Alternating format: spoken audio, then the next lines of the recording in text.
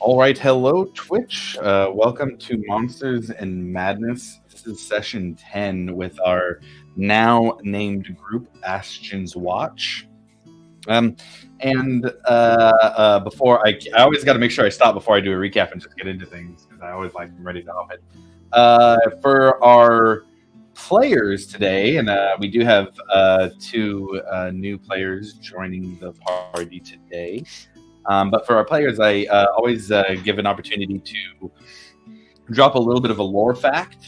If they want to share anything about their character, just a little bit about their history or maybe something they like, in exchange for inspiration, just to kind of get things rolling with the characters, kind of get in the mindset and dig a little bit deeper. So are there any any players who would like to take advantage of that today? I think I will, but I need to fact check my shit first. Okay. That's a real wizard move right there.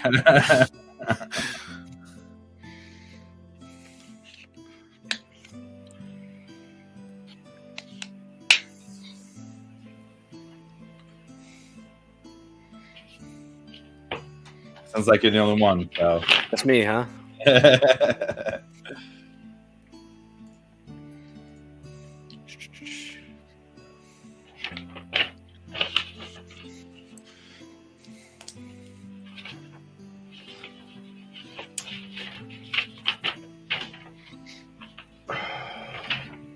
While you're looking at that for Milo, I'll get a little bit of housekeeping out of the way. We do use music from filmmusic.io in this stream.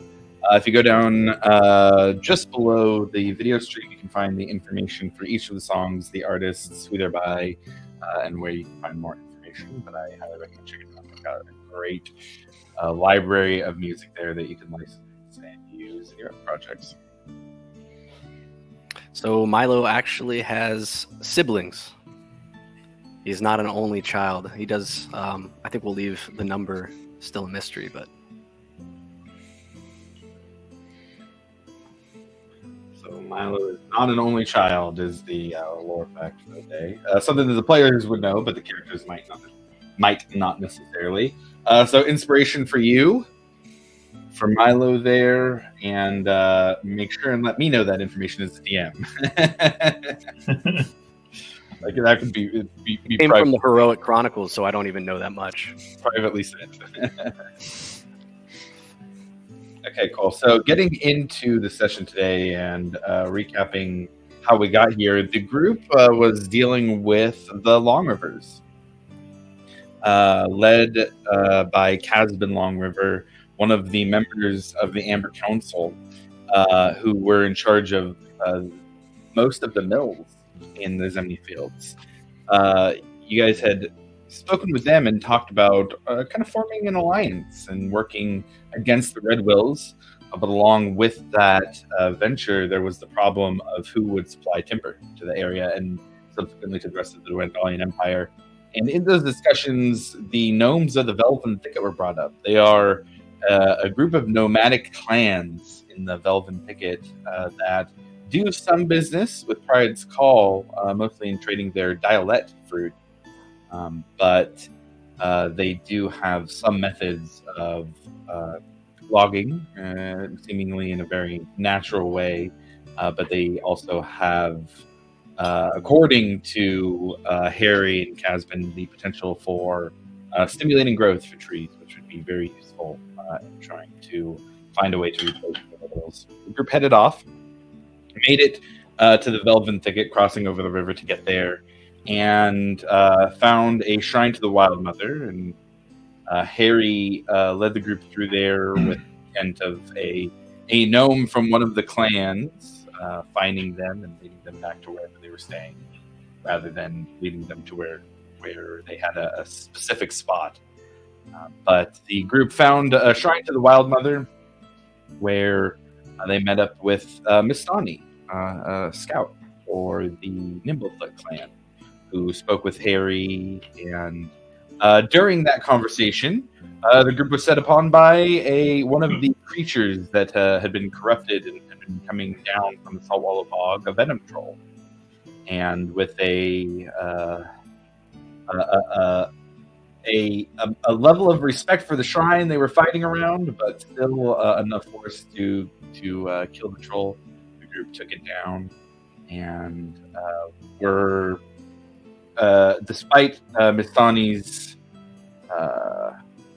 reluctance, were able to convince her to take you guys back so that you could find out if a mutual benefit could be had between our group and the Gnomes for the Velvet Thicket. You guys traveled through the night and were led to a spot in the trees where a ladder dropped.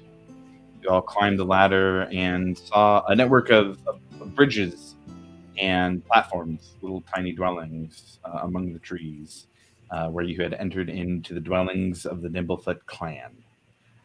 With that is where we ended last session. But just to kind of wrap up the end of that trip and what happened for the night is that because it is, we're in the middle of the night at this point, Mistani led the group to a small platform with beds. And it almost kind of looks like modular beds. And as you guys climb the ladder, you get up onto these bridges. And as you walk through, you see that they are very well made. You don't see any screws or bolts or any metal pieces of any kind. It looks like there's a lot of pieces that are perfectly cut to fit together as you walk across them, and almost modular, so that they could be made to be different lengths or sizes. But as you walk through, you get to a platform that she leads you to, and she kind of says, "We'll send for you in the morning, but you can sleep here for now." And it looks like there's been some beds that have been. The beds are almost modular themselves. Like you can kind of move the headboard or the footboard and put them together. And these are appropriately sized for the group, not being gnomish size. But you all are able to have a bed here and rest for the night.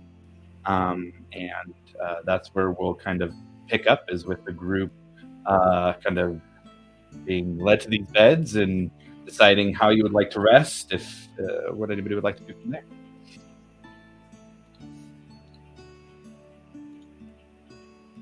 Well, this is nice.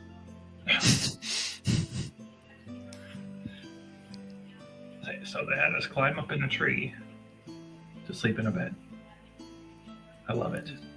Better than sleeping on the ground with trolls and shit walking around. Listen, all right. I just said I love it. Did they bring Oakley up here? They brought Oakley up here, right? Hoisted. So I guess what would have happened there is that you went up the ladder and you might have asked Mistani, "Hey, how about Oakley?" And a small basket kind of would have dropped. Yeah. That seems like gnome height, and it's almost kind of like these might have been offered to you if you were the right height. You're not, but Oakley is. So Oakley was already up there by the time you guys climbed the ladder. It seems that you did see, as you were climbing up the ladder, a couple of gnomes drop down to tend to the horses. It looks like they might try and take it somewhere. Mistani had reassured you guys that they'd be protected by illusion magic. Well, shit, if there's illusion magic, I think I'm gonna try and at least take a glimpse of it as I sit down kind of towards the door. Is it closed, or did they lock us in there? We're talking. So this is like open platform. It's just open platform. Yeah, this isn't like a dwelling at all. You're kind of open platform. It's based on the time of year, it is pretty cold normally, but the treetops almost kind of create a little bit of cover, and along with that, you do catch little glimpses of enchantments here and there as well. So there's not like a door per se. There's a pathway off to one side and then a pathway off to another. It's almost like a lot of circular curved bridges that's kind of got a very flowy feel to the pathways. I'm gonna kind of just sit down towards where one of the edges and grab Oakley to kind of bring him close in and stuff like that, and just ritual cast detect magic. Okay. I will say at this point, there are more beds here than there are you guys. You do notice at this point that you're not alone. You were led to a place where there are a couple of other people sleeping in beds as well. But beyond that, you can't really tell much. It looks like maybe this is a communal sleeping area for guests. I will say at this point for Ekamos, and how do you pronounce that? Ekamos? Ekamos? Yeah, it's just what you said, Ekamos. Yeah, that's fine. Ekamos? Okay, got it. So for Ekamos and Rufus, you guys had quite a interesting last 24 hours as well. You guys had the plan to travel to the Zemni Fields to inquire about what this opportunity was, and while traveling through the Velven Thicket, what was supposed to be a shortcut, you guys were stopped by a gnome as well. Not Mistani. They didn't actually give their name, but to you guys, there was more of an offer made. As you were walking through, they kind of sized you up very quickly. Said, "Look, we can use your help, and we can make trades to get it." And so the two of you had decided to follow the gnome, take them up on their offer, and were led to it's kind of a very similar situation. We're led to this area in the middle of the trees where a ladder dropped down, and we climbed up. And you had gotten there earlier in the day, so the gnomes had treated you to a very lavish dinner. Not a lot of meat, but just various breads and fruits, wines that were just very well seasoned, almost this very exotic flavor to them. And you were treated very well. It was kind of like they were buttering you guys up a little bit. But after that really nice meal and some time choosing from various drinks, if you would have liked to partake in them, they led you to a platform where there were probably about 10 beds or so, and let you guys know that once more help could be found, then details would be provided. But they invited you guys to rest there. And about this time in the middle of the night, you kind of hear some voices, some stirring as another group walks up to the platform and starts talking about how nice it is. And, the various things we've heard so far. Hey, Rufus, you see these guys around here?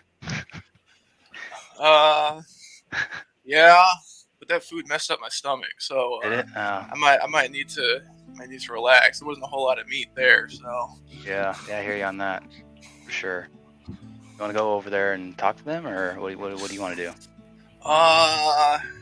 Sure, why not? Okay. Smack Varric on the arm, be like, "Look, who the fuck is this over here?" Did you guys describe what you look like? No. Yeah, because it was kind of a situation where they were kind of sleeping. But if you guys want to get up and go talk to them, yeah, let's have you guys give a physical description of yourself as you guys get out of bed and start to go move towards the rest of the party.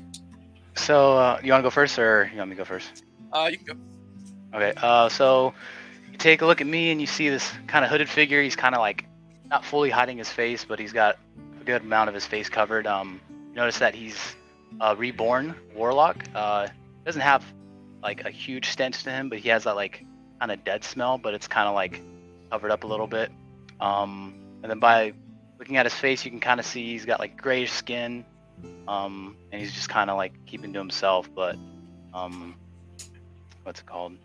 Yeah, he's just got that hood over his face, so he's kind of like not showing that everybody that he's got like a messed up face from being reborn, but he does have that hood over his face or head and whatnot. So it's brown, kind of like leather chest piece, and then just kind of like a sorcerer. So if you could speak with a short sword or a sickle, I'm sorry. Yeah, and with him is this somewhat tall, 6 foot, very obvious bird man, Aarakocra, if that's how you say it, wearing all blue kind of robes with a blue wrap around his head, with a kind of a light gray feathers and a darker gray beak, with a bow staff.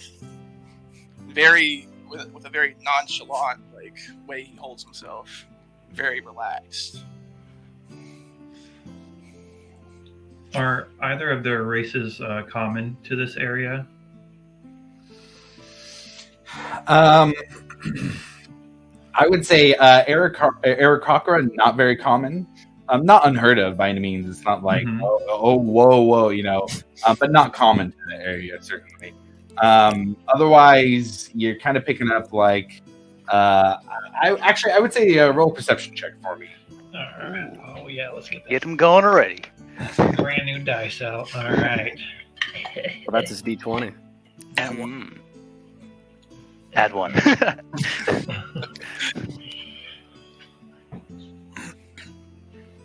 Ooh, I'm not noticing shit. I got a. What is it? I got a 5. Okay. Or Equimus, you would kind of get the human vibe, maybe a little bit of a blue skin situation, but that wouldn't seem that far out of the possibility to you either. Oh god, I hate being dumb. But all right, I just want to be like, damn, that's a big ass bird. It's cool.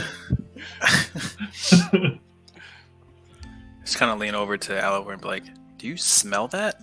I take a. What the?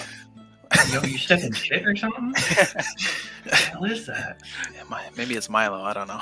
It probably is. He probably hasn't bathed in a while. Who knows? He's just hit puberty. Oh god. Do I hear any of that? All of it. Oh, okay. I just raise up. I just raise while I'm kind of like closing my eyes and petting my dog. I just raise up the bird. Why don't we do this also? Why don't the three of you, and if Breck gets here before then, we'll have him join too. Why don't you guys give a physical description of what they see when they see you? All right. Well, myself, approximately 6'2", 6'3", pale-skinned elf, very white, like kind of man bun situation going on. He's got a glaive by his side and is wearing somewhere like plate with some leather. And you also notice his left hand, due to the cold hand ring, is a bit frosted. Yeah, he's got the symbol of the Dawnfather on his chest piece. That's about it. Sweet. I'll go next. So with Alivor is about around 6 foot tall. He's a half elf, so he's got a little bit pointed ears.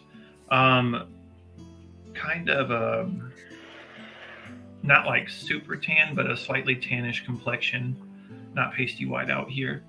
And he's got long, about shoulder length, very flowing, soft black hair.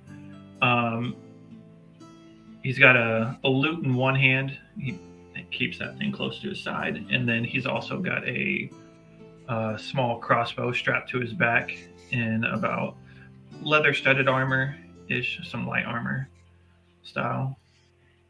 And that's about it.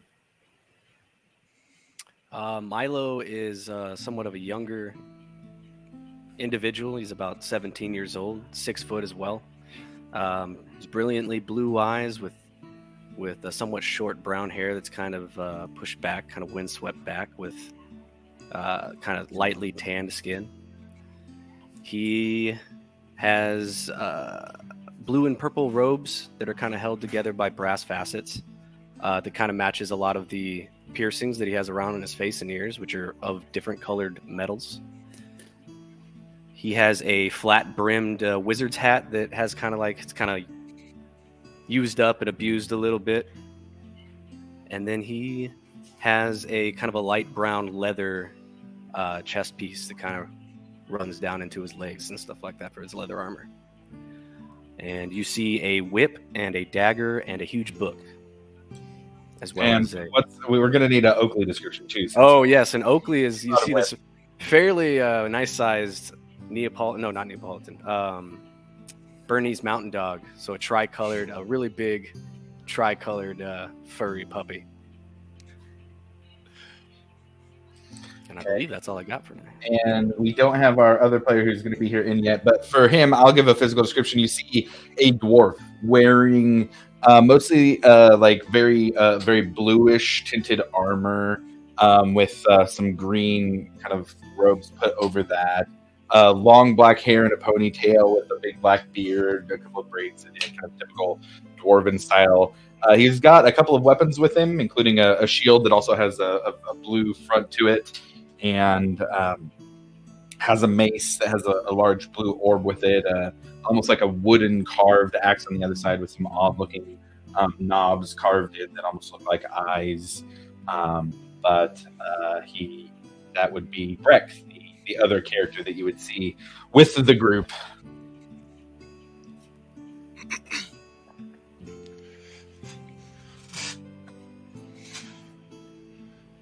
Cool. So I guess we're walking over there. Yeah, let's go. I guess introduce ourselves and see what they're all about.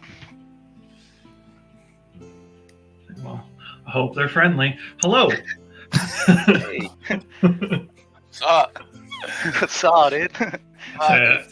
And like, I'm trying to like not make it noticeable, but I can't take my eyes off the giant bird. I'm just so perplexed by this giant bird person. Bird person. There it is. Correct. So you just to catch you up, you're on a platform with two new people who are coming up to approach you guys to talk. Are we still in the gnome village? Yes. You were brought to a platform to sleep, kind of like an open-aired, almost like communal sleeping area with a bunch of beds, and there were two people already in a couple of the beds, and they noticed you arrived late at night and are coming over to talk to you. One is vaguely human-looking, and the other is a large bird. A large what? Bird person. Aarakocra. Bird person. Oh. Bird person. Phoenix person. Man, it just shows up as a bird.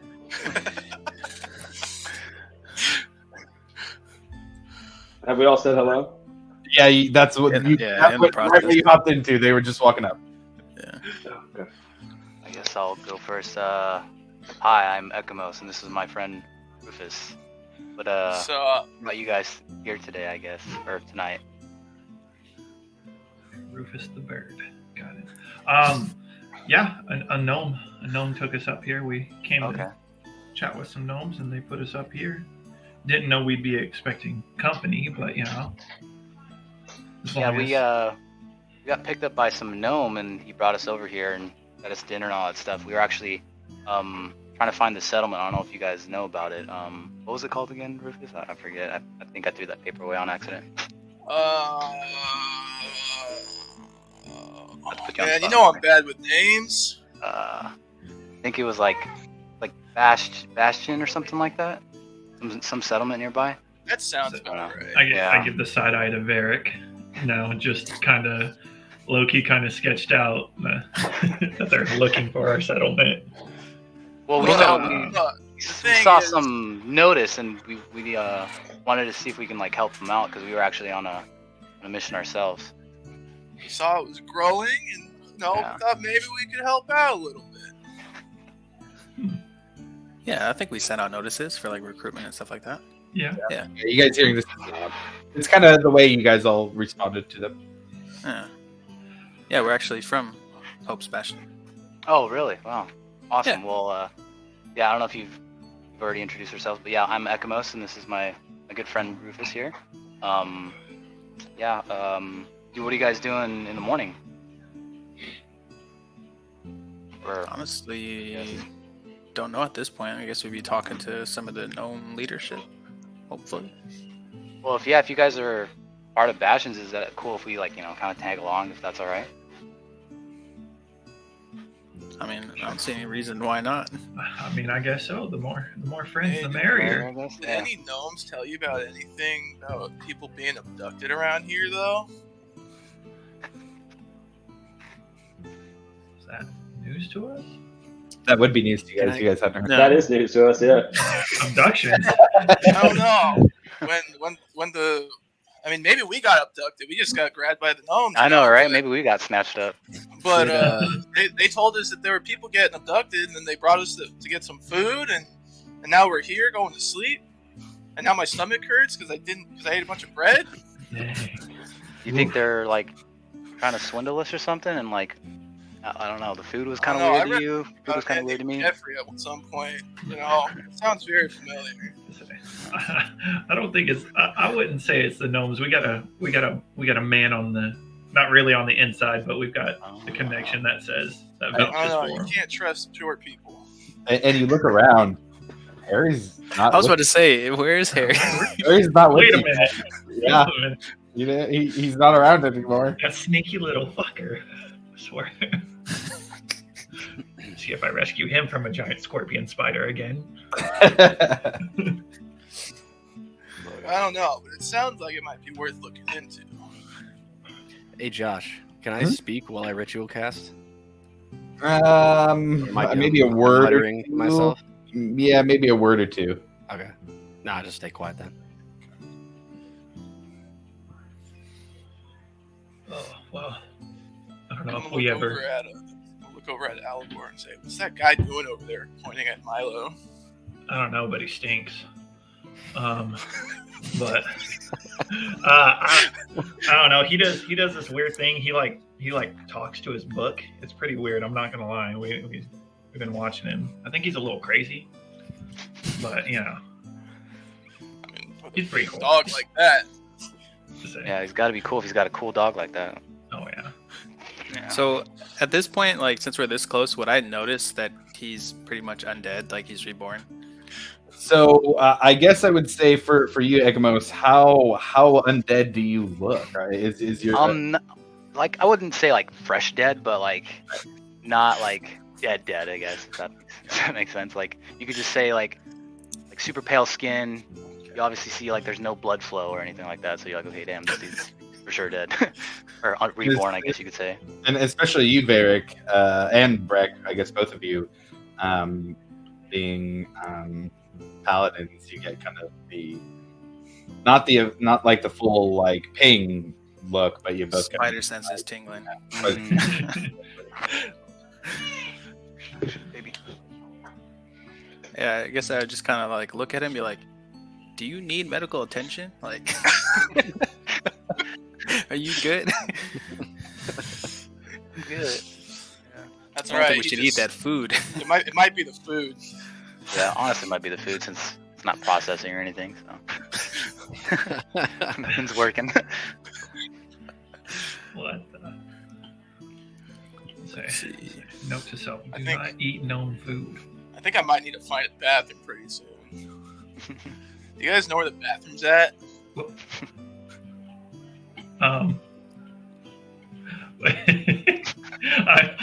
Oliver's a little perplexed because this man's a bird. he can just go Hey man, wherever he you wants. alright? You keep looking at me. Hey, Barry, I'm sure is your buddy okay? I just don't think he's ever seen a bird that big. Big ass bird, man. To be fair, Rufus, you are a pretty tall bird, so I would definitely turn heads for sure. Look at him. Well, Can you I fly? can't help what I am, alright? I feel Yeah, like you he's had cannot. several run-ins with birds lately, anyways. Uh-oh. Yeah, for you, Alvor, you're like, wait a Oh yeah, what kind of bird is he? wait a second. What kind of bird are you? It's like a, I don't know, tall, big beak bird. Big beak bird. I want to know what. What, Are you yellow and good at ABCs as well? light gray. Light gray. Light gray. Like, right, okay, all right, so yeah. All right, so he's not. I'm not good at ABCs. All right, he doesn't freak me out too much now. If he was a big black raven, then I'd be like, what the fuck? I'm not a raven. Okay. Unfortunate, but probably for the best. I'm gonna go find a gnome, see if I can find a bathroom. So you Sounds wander good. off. Go ahead and roll an investigation check. So while he's doing You're not that, gonna I find want it. You're not gonna find a bathroom there. I'm just I'm gonna lean over to Varric and be like, "Isn't he a bird? Couldn't he just like fly?" So I was kind of thinking the same thing. Like, do birds have bathrooms? They just kind of do their thing, go, you know? right? Ooh, Oof. 6. oh, that's a hard 6. A 6? Ooh, man. I mean, so you wander around a little bit. You find a couple Actually, pathways. Yeah. I would say roll a perception check also. Okay.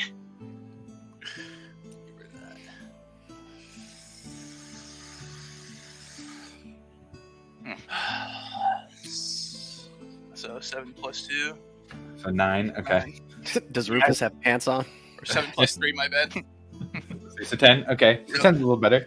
I would say after about like maybe 15 minutes or so of walking around, getting a little lost actually, kind of like, wait, I don't even know where I am now.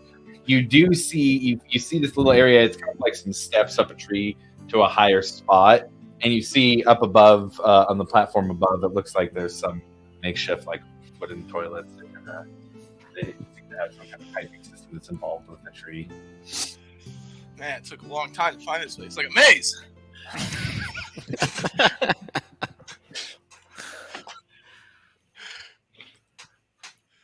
So yeah. Were we given any kind of instruction when we were left at the platform? Yeah, they said that they would come get you in the morning. Okay. They would summon you in the morning. All right. Well, Well, I don't know about you boys, but I'm a little spent. yeah, I'm sure they're tired from their journeys. You want to just hit the hay and see them in the morning? I'm in the bathroom. Oh, you're in the bathroom. Oh, my bad. I thought you came back. Well, I guess I'll wait for Rufus and then. Probably we'll- trying to find my way back right now. Rufus, for your way back, yeah, roll an investigation check for your way back to see if you can. Oh Oh no. no, he's gonna get lost. I'm gonna have to go find him. Hey, Bert, you see the Oh. numbers next to your skills? Yeah. You can just It's click a- that. Oh. Yeah. Okay. Cool. Hey. 13. 13. Okay, it doesn't take quite so long. Another 10 minutes or so, you're able to find the platform again. That did take about a half an hour or so total. Ekamos, you got to wait about half an hour before Rufus comes back. That's what you want to do. In the meantime, can I kind of take a, if I can, I'd like to kind of stand up and take a look at the room, our 2 new companions, and then kind of assess the area. For sure. The first thing you notice is when you look down, you get that that kind of detect magic just spreads out. And you see almost this like wave extend out, and you see probably about it's 30 feet range, right? 30 feet, yeah. Feet, yeah. So Radius. about probably 25 feet beneath you or so, you see heavy illusion magic, and you get the vibe that if you were underneath looking up, there would be an illusion blocking above that point. So it looks like nothing is in the trees when you're walking, and you kind of walk around the platform a little bit, down the way, just a little bit, maybe 10, 15 feet. And as far as you can tell, anywhere you're at in this gnome village so far has had that illusion magic beneath it. Seems like a very integral part of how they keep themselves hidden in the Velvet Thicket. Besides that, I would say, let's see. I don't think there would be really. Oh, there would be a couple things. You do see a couple items light up on your new companion. I would say you see a couple things light up on Rufus. One that kind of looks like a rod and a rope, kind of. I mean, is it the rod he's holding, or is it? No. No, okay, it's not the okay. Rod and a rope. Yeah, I'm gonna walk up to our two new friends, and I'm just gonna first kind of go right up to Rufus and be like, "Would I know what he is in my readings or research or anything?" Read I about would say it. so. Oh yeah. It's fairly Okay. well-known race. Yeah, so I'm gonna Be surprised to see. I'm gonna kind of like quickly walk up to Rufus and like put out my hand and be like, "Oh my God, I've never seen one of your kind in person before. This is amazing." Wait, am I still in the bathroom or no? Oh no, yeah, that's right. He's not here, is he? We could have With moved that on. one. This is Okay, after detect Okay. magic. After you got back. I hope Yeah, he washed man. his hands. I don't What do you mean you've never seen somebody like me? I don't understand. I've never seen one of the Aarakocra. Oh, yeah. There's not too many around here. It's kind of weird. I'm sure that must be kind of difficult from time to time. Everybody's Nah. just staring. Not really. I got Ekimos here. He's fine. You're hard to miss, man. I don't really pay much attention to it. And then I Not kind of anymore, walk. at least. I walk Milo, over to do you have Ekimos. your new standard visible anywhere on your body? Yes, I would have it. Rufus, you do notice that Milo has the kind of the symbol for the Cobalt Soul outwardly visible on his clothing. Okay. Hey, are you part of the Cobalt Soul? Yeah, actually, I am. I like just recently, within the past week, Really? they let me in. I had been wanting Wow. to do it for a long time, and I finally got the opportunity. Okay. Well, I left it, so. Oh well, why? Why? Is there things that I should know? Well, I just had some disagreements. Well, not really. They kind of sent me on my way. I left with a buddy of mine. And we were trying to do some learning outside of the order, and we ran into some baddies. He unfortunately got killed. Oh, I'm sorry to hear but, that, man. Luckily, it's all right. He was kind of a poser anyway. But Right on. luckily, Ikamos came and helped me out. He kind of saved my life. So now I'm traveling with him for pretty much the rest of my life. Oh, Is that like a kind of like a life debt situation thing going on, or is that Yeah, is that bad to Pretty ask? much exactly what it is. Okay. So Yeah, now I look over at Ekam, so just kind of give you a nod. All right. He saved my life. I'll bug him for the rest of his life. It's fine. Yeah, I kind of unfortunately gotten together for a long time. Been how long now? Like a year or two, maybe. I don't know. Something Yeah. like that. Yeah, it's been so long, but yeah. And now he's just, he's my buddy. I kind of extend my hand over to Ekamos to shake it. It's nice to meet you, man. Nice to meet you. Was it Milo? Was it? It's Milo, yeah, Milo Hawkins. yep. Nice. Yep. I'm Ekamos. Nice to meet you.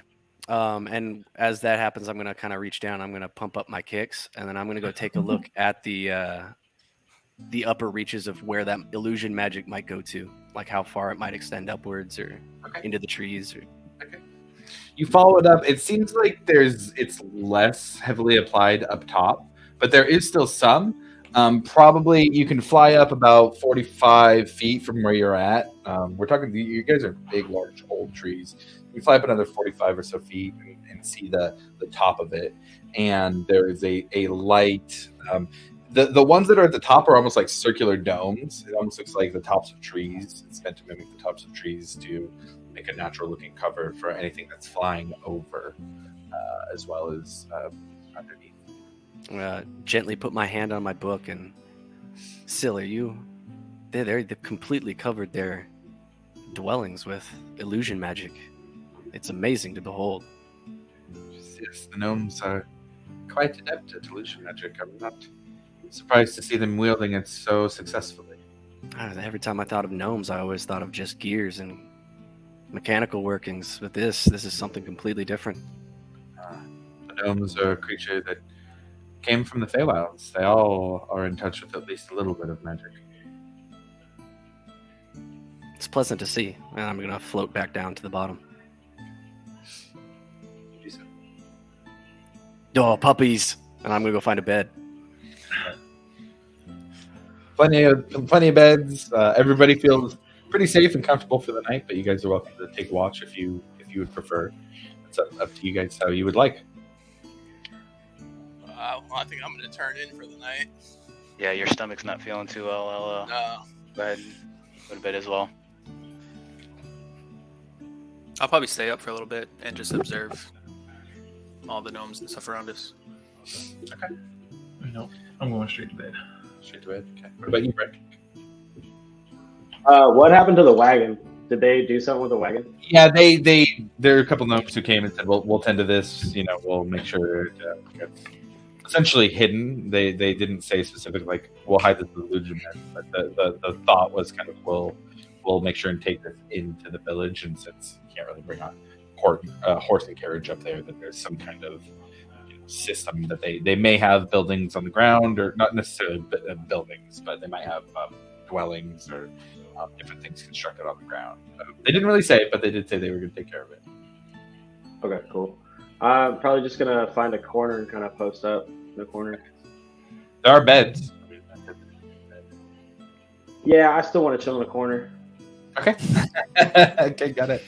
So, and since you weren't here for this description, this is kind of like an open-aired platform. So the bed is going to be, or a corner, not a bed, the corner is going to be like a corner of a fence area. But you can do that. You can put your back to the kind of like the railing and get a view of both platforms that move off of this and the one that you're on. Okay. Yeah, I'm just gonna kind of keep watch for the first few hours. Okay. So everybody goes to sleep. Varric and Breck, you're both up for a little bit. Breck, you have a real sense of calm here, being in the forest, and especially after seeing the shrine to the Wild Mother yesterday. It's not often. It's been since you were on the Menagerie Coast since you saw a shrine to the Wild Mother. Your time in the Empire has been 100% absent of any kind of visible or open worship to the Wild Mother. So you feel very calm here. You get the sense of peace. But you look over at Varric. Varric, you're a little more fidgety. You don't have that sense of calm. There's been too much water lately for you to be fully comfortable. Even when you found water at the shrine, it made you feel uncomfortable, even that small amount. But you both stay up, spend a little bit of time kind of just watching things. Every now and then you kind of hear something move along a rope, almost like you both look over and you catch the gnome is moving on some kind of rope and pulley system. It almost looks like it's got like a foothold and hanging onto the rope and it's moving across somewhere quickly. It's just some kind of transportation system here. Not very far away. Do you see any gnomes moving around at all, other than just that would be a gnome. That would be a gnome that you see like on that. But besides that, it's pretty quiet. How late is it? Would you say? Oh, middle of the night. I would say at this point we're looking at like probably 3 a.m. because you guys were already getting there really late. Could I, like on a hunch, pop one of my divine senses? Sure. Just do your ping. You know where you see the glow. What's that? I said you as a player know where you'd see the glow. Okay, yeah, just just for player knowledge, just double checking. Yeah. And it's character knowledge now too. Yeah. Yeah. I just kind of look over at Breck and go, yeah, this guy, he's not alive, technically. I'm definitely getting undead off this guy. Yeah, he seems pretty pale. Yeah, it didn't look healthy, I can say that. Right. Tell you, if I looked like that, I wouldn't turn down any healing. I don't know if that's gonna do anything for him.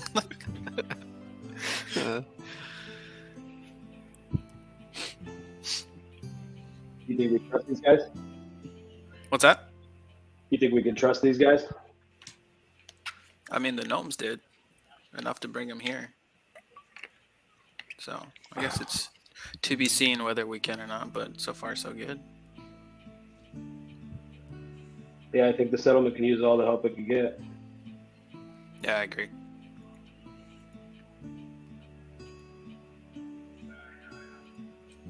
All right, on that note, I'm going to take a rest then as well. Okay. You do so. Varric, after a while, you start to feel tired enough that you need to put in your 4 hours of meditation, at least. Are you waking anybody up for watch or anything, or just resting from there?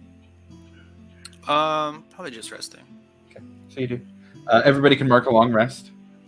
For those that it's relevant for, I don't think Ekamos or Rufus needs it. Yeah, because you guys are pretty fresh.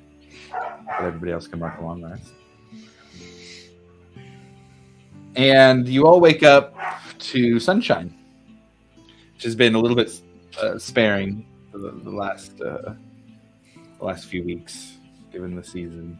But there is sunshine. It's a cold sunshine. You wake up and you can see your breath.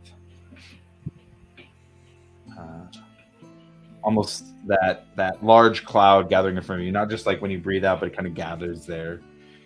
Everybody wakes up kind of not so cold that there's icicles on the blankets or anything, but enough that you guys all used all of the available bedding to cover up and stay warm throughout the night. And you see sunlight, rays of sunshine kind of peeking through the trees, like you can almost see the physical form of them, as there's a little bit of mist this morning as well, and it highlights the sun as it shoots through the trees. You also have the smell of fresh cooked food. And anybody who looks down at the foot of the bed sees a tray of lots of food. Hard-boiled eggs. There's a little more meat in the morning than there was at the dinner last night. Each tray has 2 different cups of juice, potatoes, all very aromatic. Very, very, you can tell there's a lot of herbs and spices on these. But everybody wakes up to plates of food at their bed and nice, comfortable morning.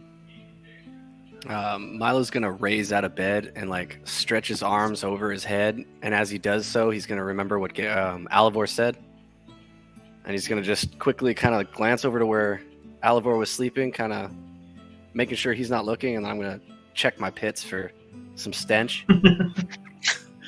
Roll a perception check. Rolling that perception check.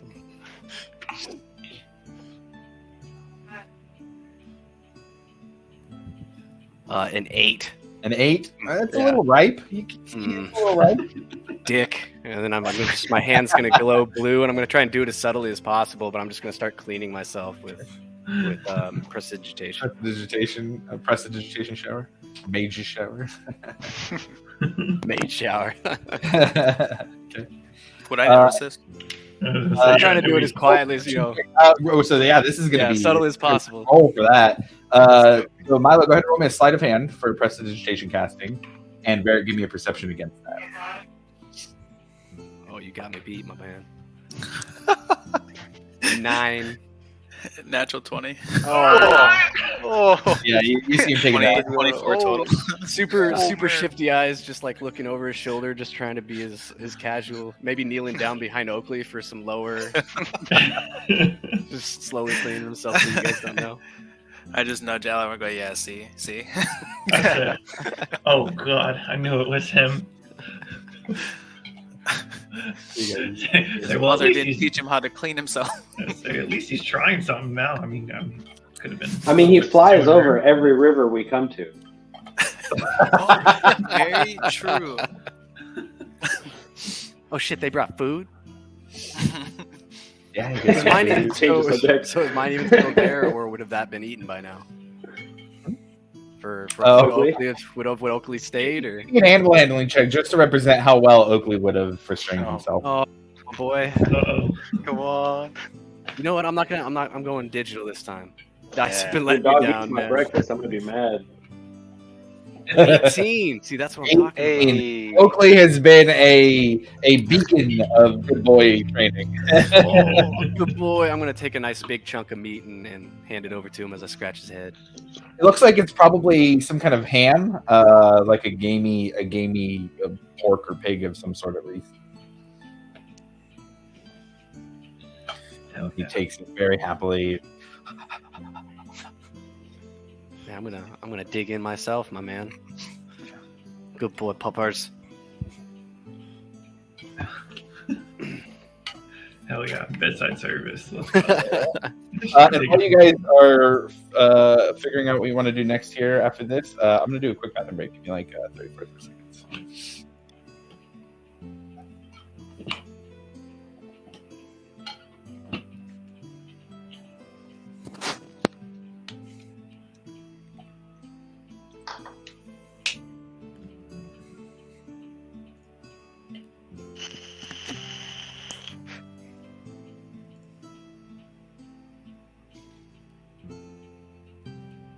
So we're here for two different reasons, right? The one is learning the trees, like how they grow and cut them super quick. Yep.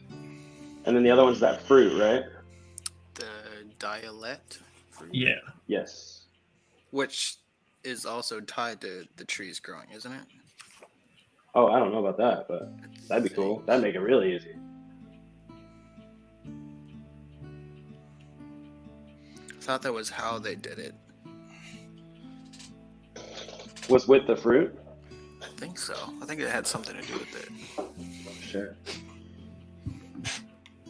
Oh wait, maybe it's just the healing potions. 30 minutes to find the bathroom, huh? Easily lost in these trees, you know? Hey, it's a maze up there, as you can tell.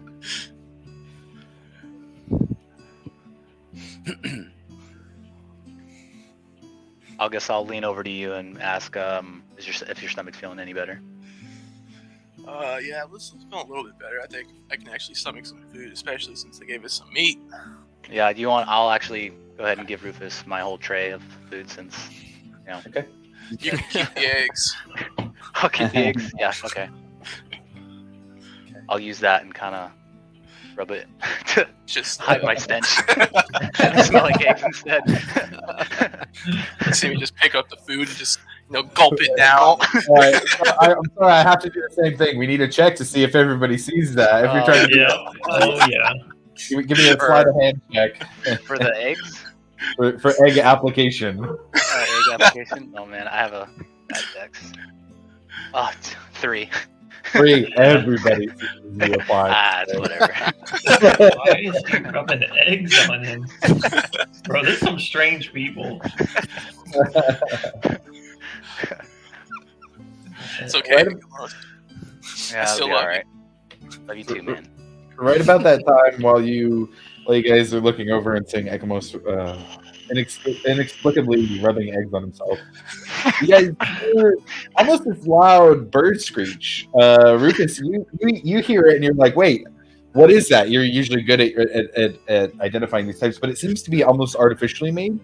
But it's loud. It rings out. It's kind of almost just like, it almost resembles like the kind of the steam horn that's like an on off for your shift, except almost made to sound much more natural, almost like it's mimicking itself, or kind of hiding and mimicking that sound. But as you guys hear that sound, you start to hear that and start to see gnomes almost moving, not at like a breakneck speed or anything, but moving very quickly on these rope systems across the trees. And just almost like that, the village or whatever it is that these gnomes have constructed here seems to come alive. And you see gnomes walking. It looks like they're walking out of trees almost. And I'm going to change the vibe a little bit here to give a... Shit, they're coming out of the trees. It's almost weird. You realize it must be some more illusion magic, doing some kind of masking of doors, and you see them just walking through. There's not any like movement or magic moving the tree open for them to go through. They just walk through all of a sudden, and you start to see at 10, 15, 20 gnomes around the different platforms are zipping past you guys. And maybe another 5 minutes or so, Mistani shows up at the platform, and Harry is with her, and he's kind of patting himself off a little bit. It looks like he's wearing the same clothes, but kind of rubbing the sleep out of his eyes, and just kind of sheepishly looks over at the group. But Mistani is the one to speak, and she says, "The leaders are ready to see you now.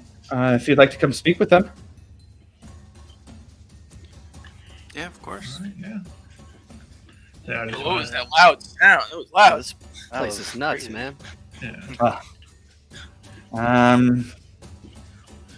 Us gnomes here like to keep a tight schedule, and Shit, I guess when we it's better time go to then. work, we all go to work. Oh, I'm glad I ate all my food. So I'm sure you put Harry to work, no doubt.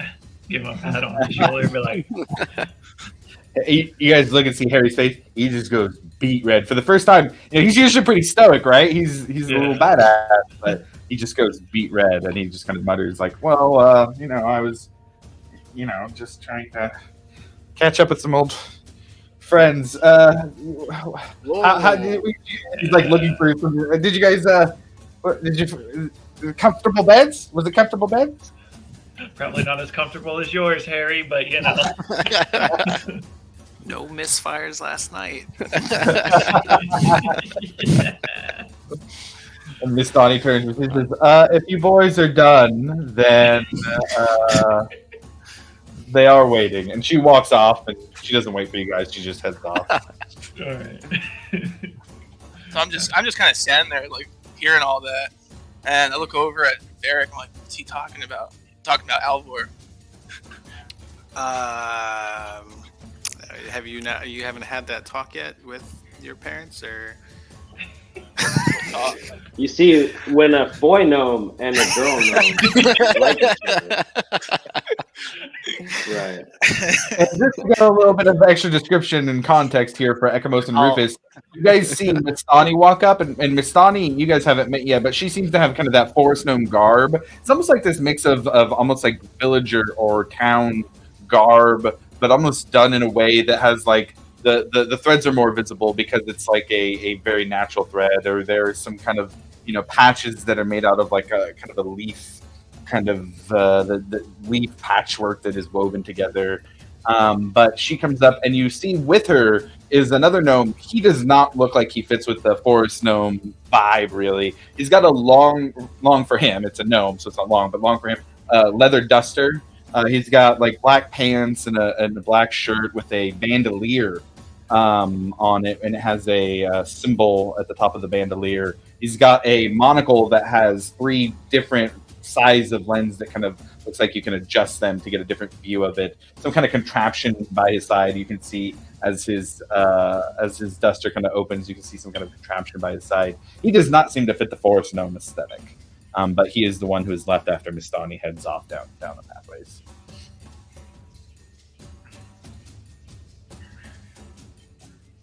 So what were you saying about 2 gnomes loving each other? Just gonna be like, "Oh, Harry, this is our new friends, Bird Person and Egg Boy." Big boy. Hey, don't talk about Egg Boy like that. Thanks, Rufus. He goes, "Well, I'm sure any help is good help for whatever's happening next. I'm Harius. You can call me Harry. Nice to meet you too." Yo, what's that on your eye? He goes, "Oh, this?" And he just kind of moves it around a little. Just for helping see at different distances. Oh, Stop asking so many questions and let's just go. okay. Sorry.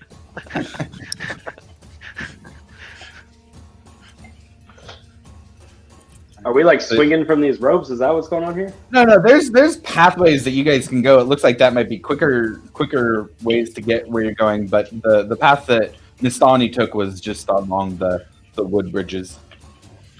Okay. Is like this area like wide open or like over trees? I see what you mean. No, you're kind of in the middle of trees. I would say you're about, by your estimation, maybe anywhere from 40 to 60 feet off the ground.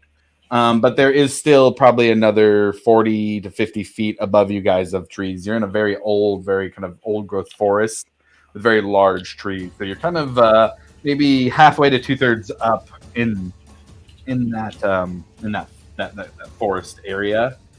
So there's quite a bit of cover as well. Okay.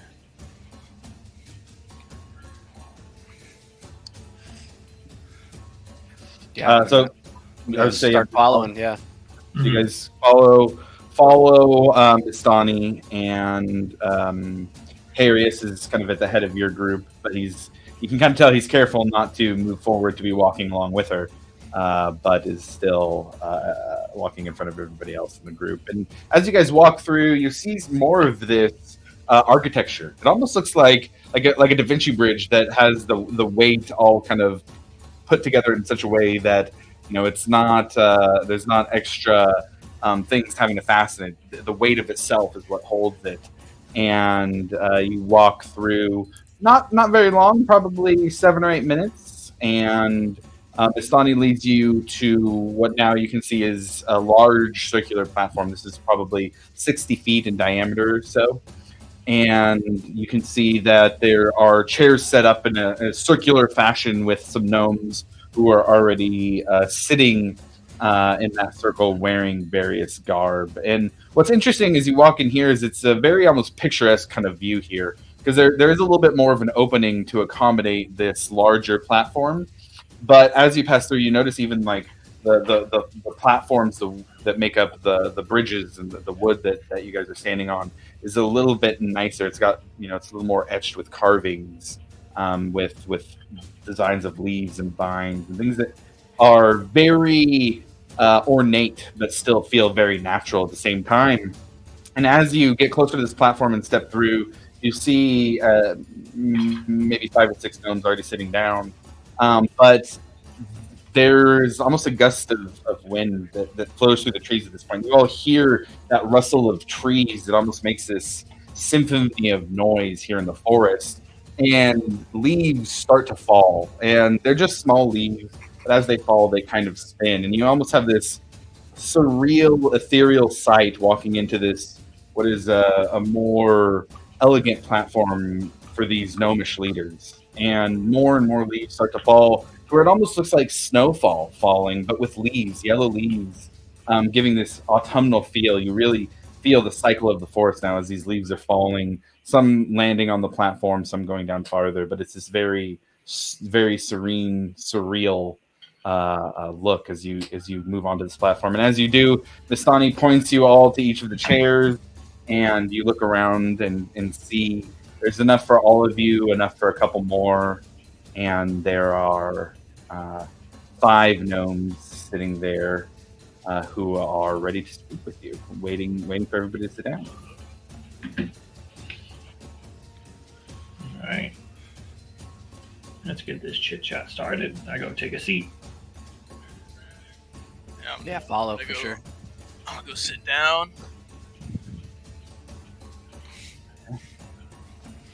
Yeah, I'll sit on Uh, the roof. As is there anybody who's not? Everybody just goes and sits down. Yeah.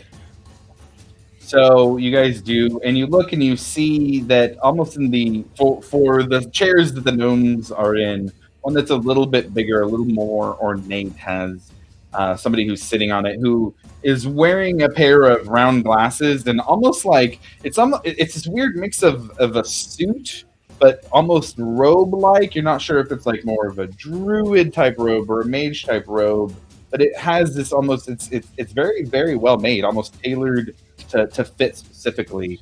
But it incorporates browns and greens and gives this almost this feel of like you're in a town out in the woods. This isn't some kind of nomadic tribe. This is a group of gnomes, and even though they're out here in the forest, the tinkering and their craftsmanship is still showing through, even in their garb.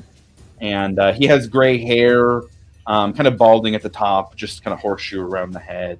Next to him is a gnome who is wearing really heavy armor. It looks like probably half plate. Has a large sword at their side. You see another one who gray beard, long gray hair. This one wearing a lot more natural robes, something you'd expect to see on a forest tribe of gnomes, looking very natural in their garb. And then another one who you almost get a more of an arcane feel. She has Milo, what you pick on is mage's robes. Pick up on his mage's robes. There's definitely a variety here in this group. And then finally, you see someone who has a coat. She has a coat with a gear emblazoned on the top here. She's younger looking compared to the rest of them. She has black hair pulled back in a ponytail and a bit of an inquisitive look. And has a duster. It's almost similar in style to Harry's, but a thinner, softer material. It is the one in the larger chair, the one with the balding head, who speaks first. And he looks to the group and says, "Welcome to the Nimblefoot clan, honored guests.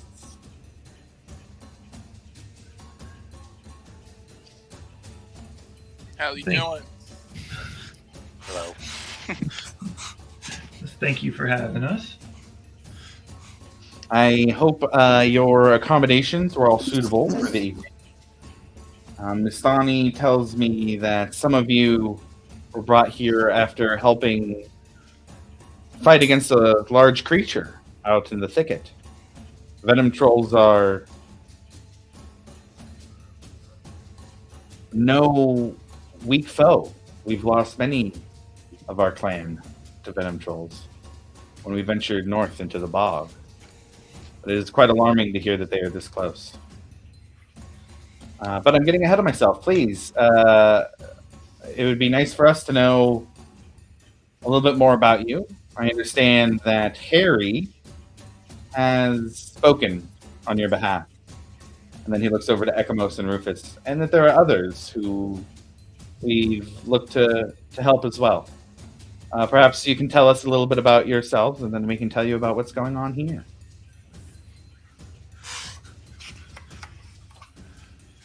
Say, Ah, yeah, Mallow. yeah.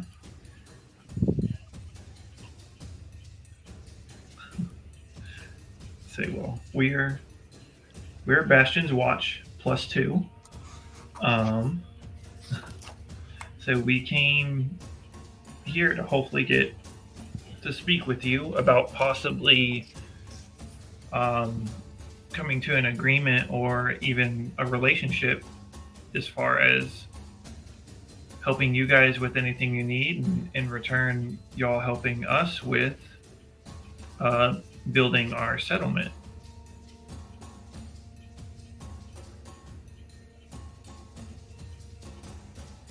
And what services do you bring to us? What things do you have to offer in return? Well, for starters, we did just rid the area of a venom troll. And you just said yourself that they have been quite a nuisance. So we are more than happy to help with any sort of, I guess you could say, any more nuisances or any type of things that need to be taken care of and removed from your area for the safety of everyone, of course. And we can help you with your abduction problem. An abduction problem. Yes, the Aarakocra speaks the truth. We've had gnomes going missing. Nimblefoots have been lost to the forest. Although we are somewhat aware of what is happening. Say, if you wouldn't We don't mind, want to send more to die. say, if you wouldn't mind sharing, maybe we'd be able to assist with figuring out your disappearance problem. He kind of looks around at the other gnomes there. And he says, I think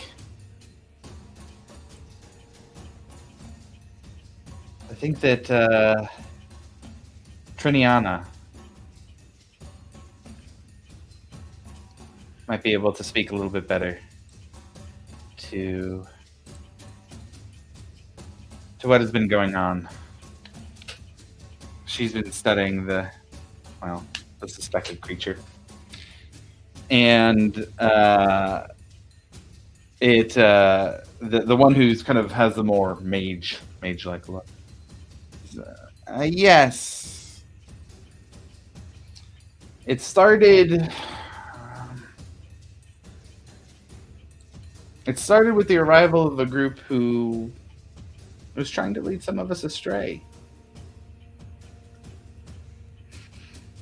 They came to us to try and turn us to their cause.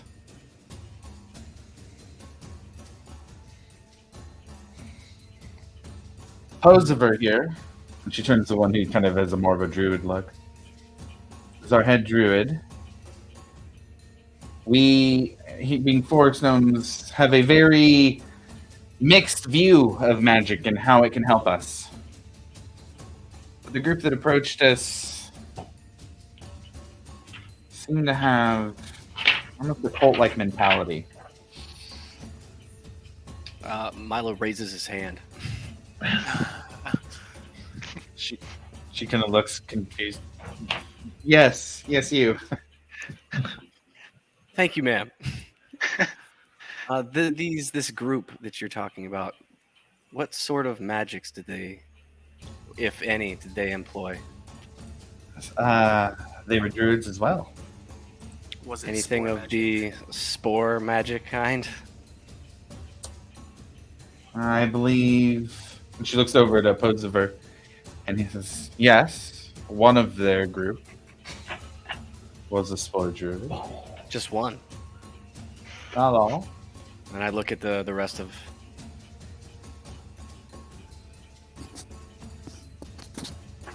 Mm. And they kind of look at each other. Is this a group that you all have run into as well? This is the head gnome asking. I believe we have. Yeah, I say I believe we have, and I kind of. I don't think directly, but you've definitely heard rumors and hearsay about them in the area, different things they might be up to, things they're causing. Sounds like it could be the same group. Is Brett close enough to me to whisper to? I would say so. Brett, do you still have those little things that you picked up from the last mushroom that we saw? And if so, do you want? That little jar of Yeah, spores. do you want to show them that? They might know something about it. Did I get that back from the Cobalt Soul? Is that what they are? Cobalt. Oh, the No, yeah, archivist. he- Oh, they took them. Yeah, the Yeah, archivist. he handed him over. Right. Okay. Yeah. There's just shit. You have a description? Maybe you can describe it to them. He's got a point. They were mushroom spores that like buzzed when I got near a tree. Didn't they seem like they were like trying to network or carry I think information that's what Harry away? talked about, right? Harry told us about that. Harry pops in this point. He goes, "Yes, they were talking about creating some kind of network to communicate with or to monitor things in the area." And Posiver kind of gives like a.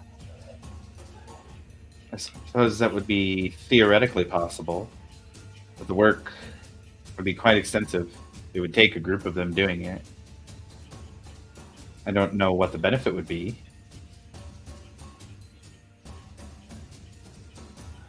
Kind of a thoughtful look from the druid. And the mage kind of continues and she says, I got the feeling that their mindset was very cult-like and aggressive.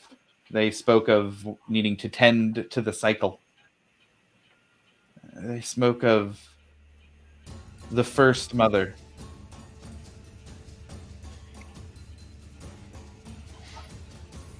And it seemed like brainwashing to me. But much to our dismay, about a week after they showed up, one of our own was gone. Wilbin, an older druid from our clan, left. From that point on, we started having disappearances.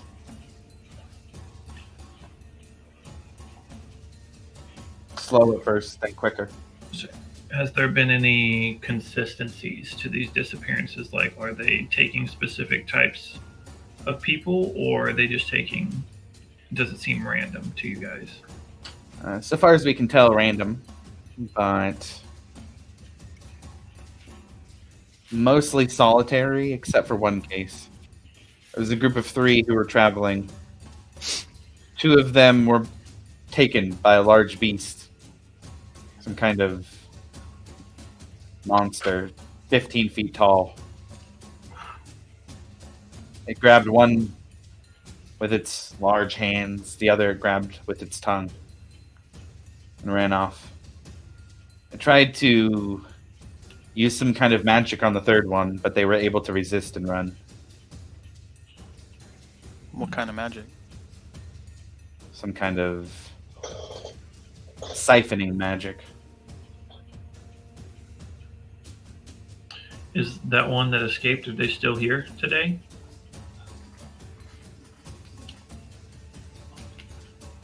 They kind of look, say they are being kept safe.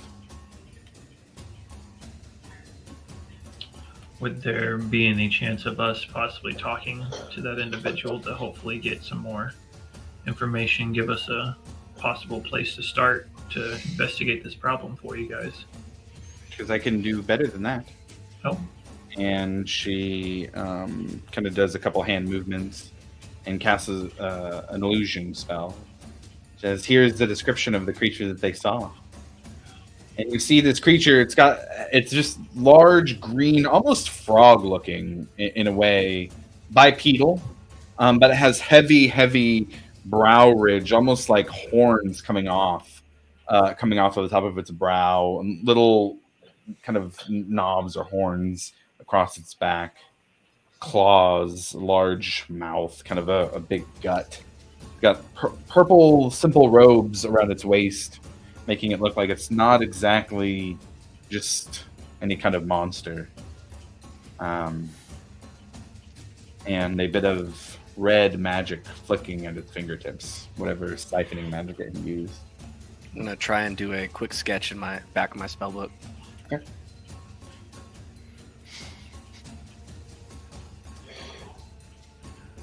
Is this a creature you would like us to hunt down?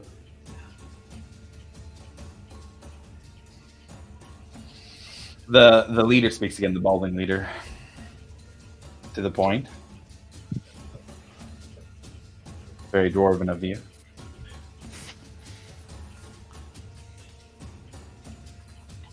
We believe that this creature, possibly the help of our missing clan member, may have corrupted a place of power for the Wild Mother. I can instantly look back at Breck. yeah, I was gonna say I just look right at Breck, just ooh. It is something that we would like to handle ourselves. But, given the situation, there are other threats that are coming about as well. Things that are symptomatic of the Mother's power being corrupted. As in, Things that keep us safe, that are granted to us from our worship of the Wild Mother, that are no longer being kept in place. The gods cannot directly interact with our world, but they can leave their imprint on it.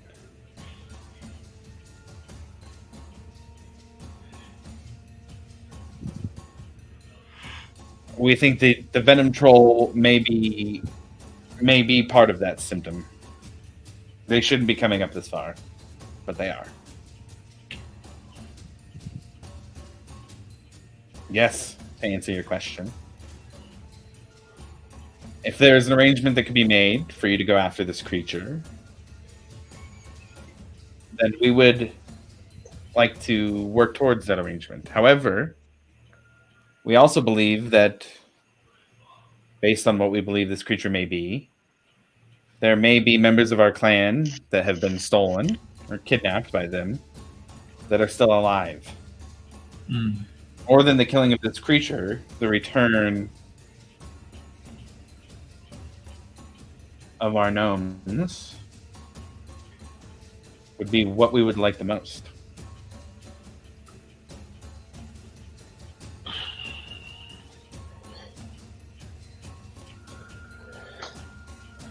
To do this, we would want 3 things in return. I Samples of the dialect fruit, potentially a seed for planting. I can assure you that it won't be misused. And we would also like to learn how you guys harvest the trees so quickly. Can I call a time? Can I look at Harry and be like, Harry, do your thing, and then I want to call a huddle with the crew real quick. Here he Like goes. Oh a my lot of- god! Here we go. All right. All right.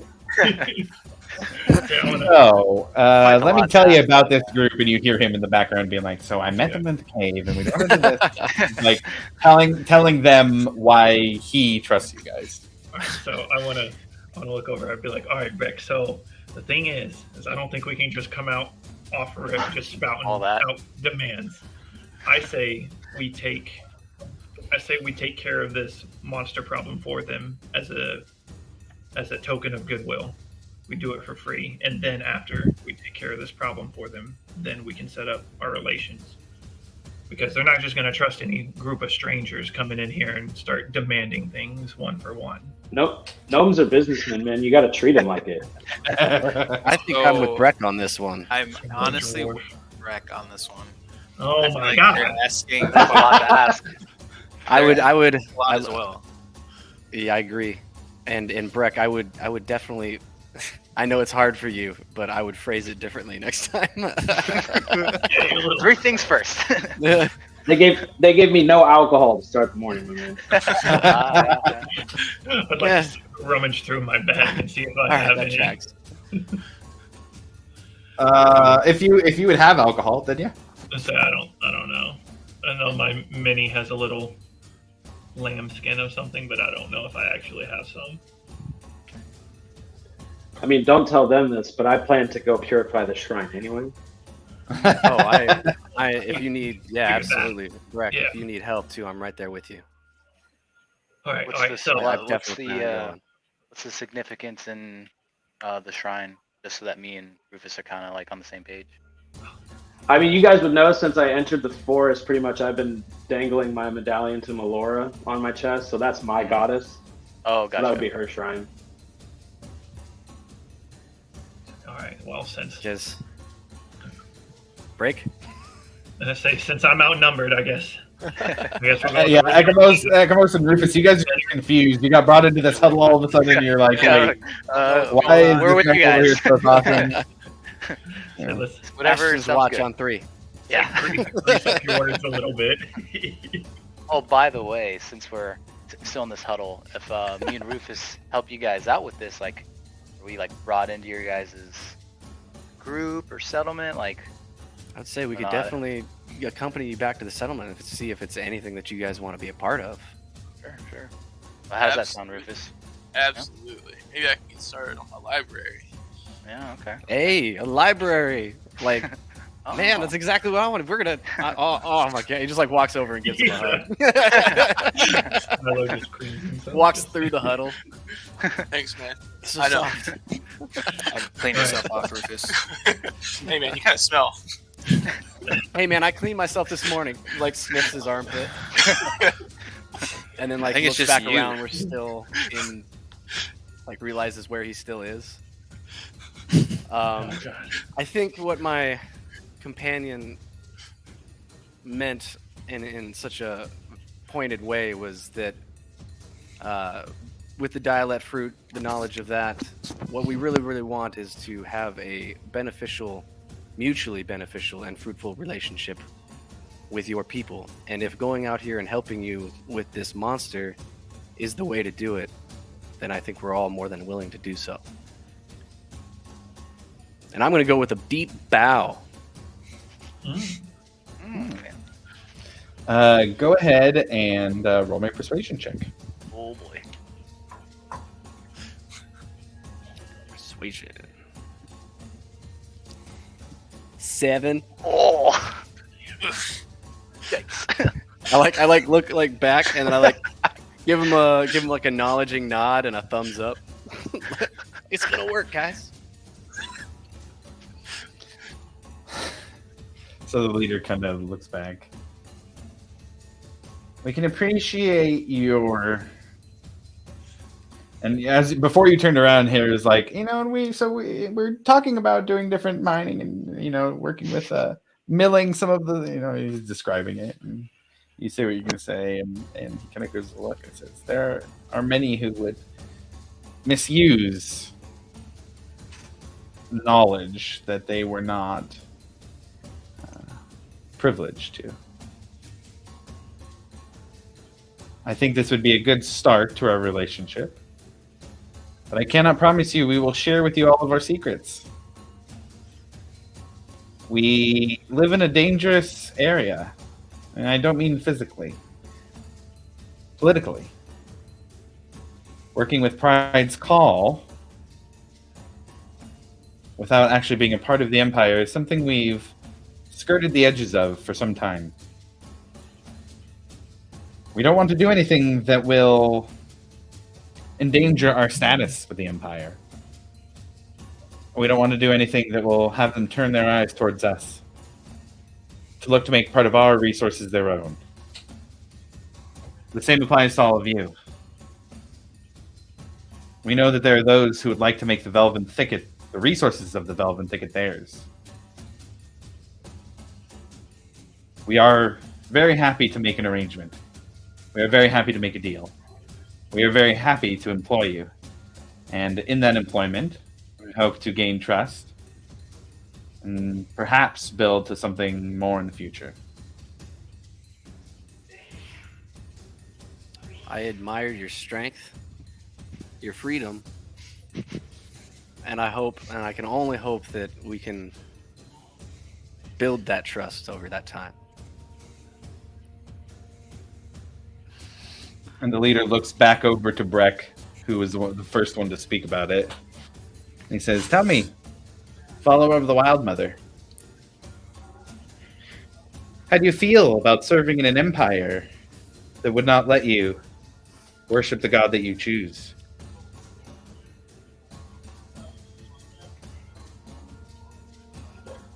It's quite tough, but for the longest time, I spent 50 plus years almost on a boat, so they have no control over what I do out there.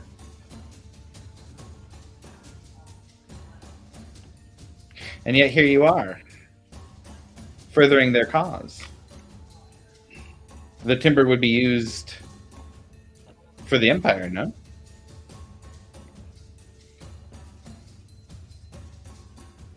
Yeah, but the money taken in for the settlement is far more important.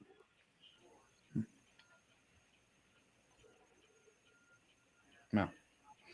Go ahead, Breck, roll me a persuasion check as well. Can I tap him on the shoulder and say, "Yeah, you got this, buddy"? You got it. Give him, Give him give him a guidance. D4. Yeah. Kind It was before the roll, so that's fine. It's an 18, Ooh. Nice. and then you said an extra D4 Yeah. plus 3, so 21. 21. Nice. You are a bit of an anomaly, dwarf. You wear the colors of the Empire, yet the symbols of the Wild Mother. Perhaps your perspective may help guide us in our decisions and whether or not to help your group. I should like to speak with you more when we have the time, once all these issues are handled. But for now, for our deal, we offer this.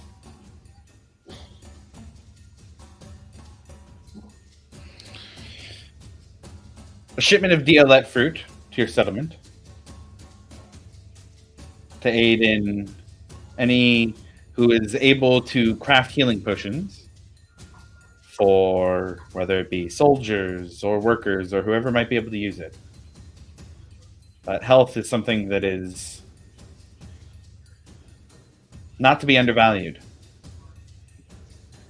Although we cannot offer timber to start, we can offer health. Health to your citizens of the settlement. In our dealings with Pride's Call, we often trade in gold. We also like to get down to business. And as little as we like to place a value on the heads of our clan members, of our family, we will pay 1,000 gold pieces for every gnome who is returned alive. Right. Top priority.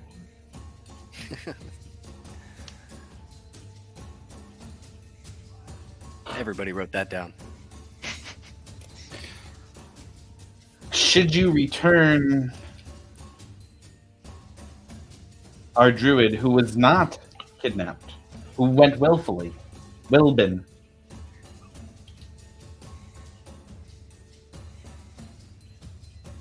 we offer a magical item from one of the higher members of our clan.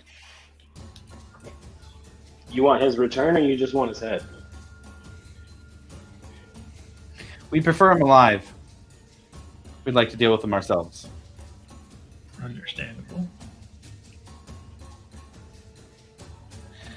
But if he cannot be brought back alive, then it is important to make sure he is stopped.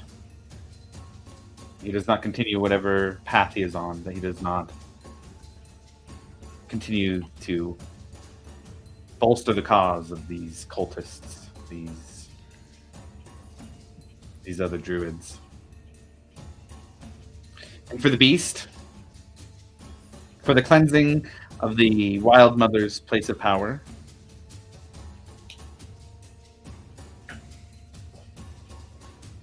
for that we offer knowledge. We offer training.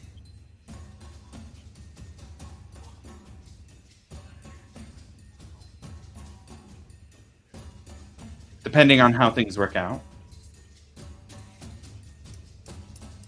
But not likely. It may be the information you seek. But we can promise valuable information, valuable knowledge, valuable skills, should you take this creature down. But do not be fooled. Although the Venom Troll was strong, it did not have the wits of this creature. What you will be facing is a creature drawing its power from somewhere else, not of this plane.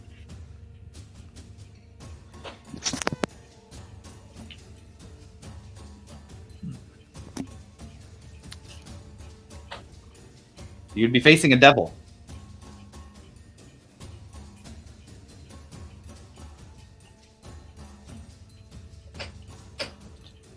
And it will fight for what it's taken.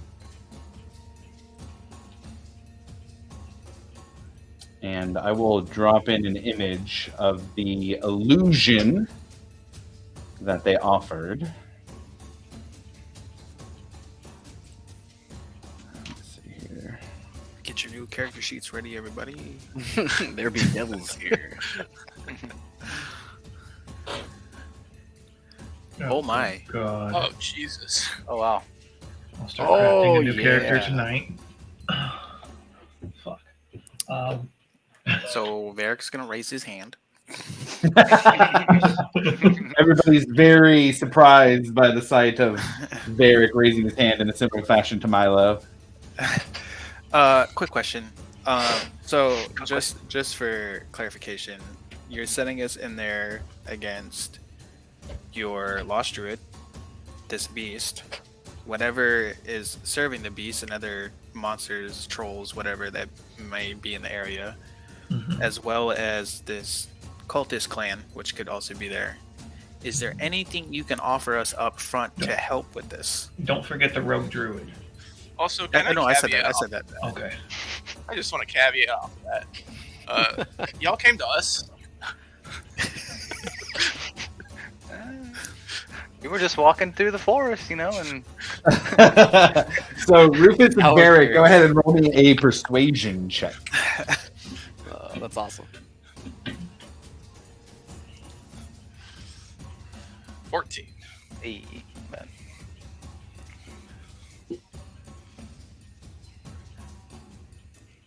That was yours, Varric. Was it me or was it? Yeah, he has Varric and Rufus. Oh. That is. You said persuasion? Mhm. 21. 14 and Nice. 21, pretty good.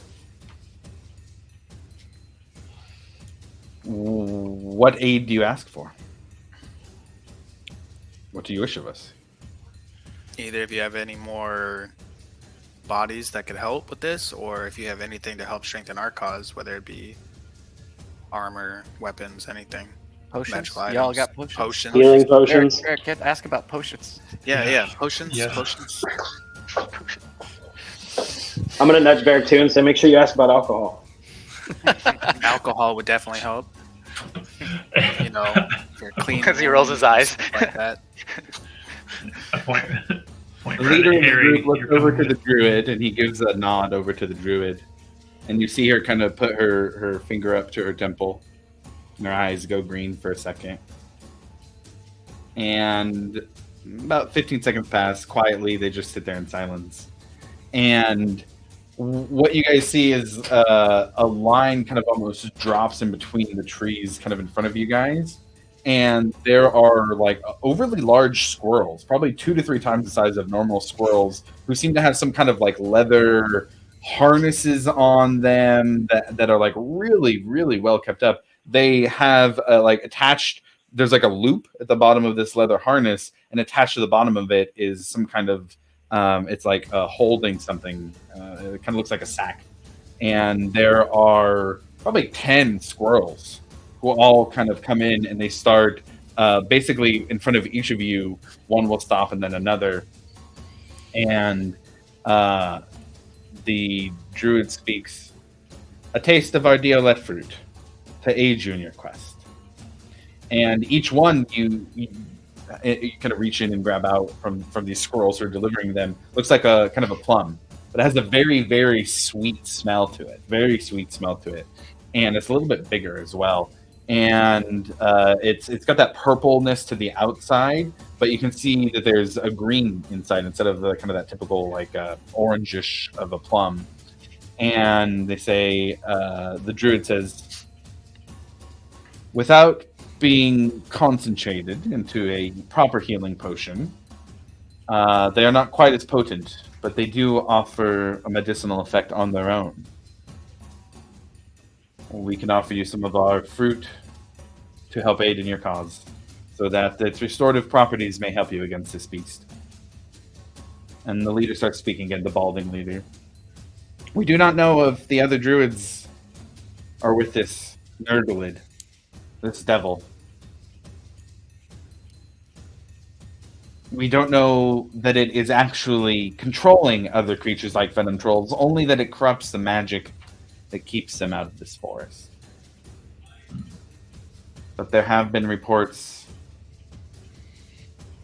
of undead, zombies with long claws, more vigor than a normal zombie, Oh, wonderful. in gnomish We've form. seen those before. Yeah. The research we've done in Pride's Call, there have been recent, well, semi-recent, sightings of creatures like this one. And this creature, this Nurglid, this may be the source of these husk zombies. Hmm. So, in stopping it, if you have in fact seen them before, if you have in fact fought them before, this may stop that from happening. It sounds like our causes may be more aligned than we knew. Seems like we take out this Nurglid guy. It sounds like a lot of the problems plaguing this area are put to rest. And so each of you can add to your inventory 2 Diolet fruit. And just like a potion, it's a bonus action to take one. You gain 1d4 plus 1 hit points back when you do. Is that in the thingy? No. This one, you'll just have to do a custom. I won't be able to add that as a custom one in this session, but if you guys keep them and don't use them all, then I can program them in after this. Gotcha. And I'm sorry, you said just one apiece, or 2 apiece. two apiece? You said 1d4 plus 1? 1d4 plus 1 for one of the Diolet fruit. Yeah, exactly. The final squirrel actually comes to the leader themselves, and doesn't look like the kind of the pouch that this squirrel is holding has the same shape of the Diolet fruit. And it, Milo, you notice pretty quickly the form of a spell scroll. A scroll at least, but you get the vibe. You kind of can feel a little bit of arcane nature about them. And the leader stands up in a small little form, shorter than everybody here, and walks over and says, "And perhaps these might be helpful in your fight." He comes over and hands. He just holds out 3 scrolls to anybody in the group that wants to come grab them. So, Milo. Yeah, take a trot over there and grab them. Okay. So you grab them, take a quick look. You are looking at 3 second-level spell scrolls. Shadow Blade is the first one. Mirror Image is the second one. Yes. And Invisibility is the third. Yeah, Milo's face just lights up. Milo would roll me an Arcana check, actually.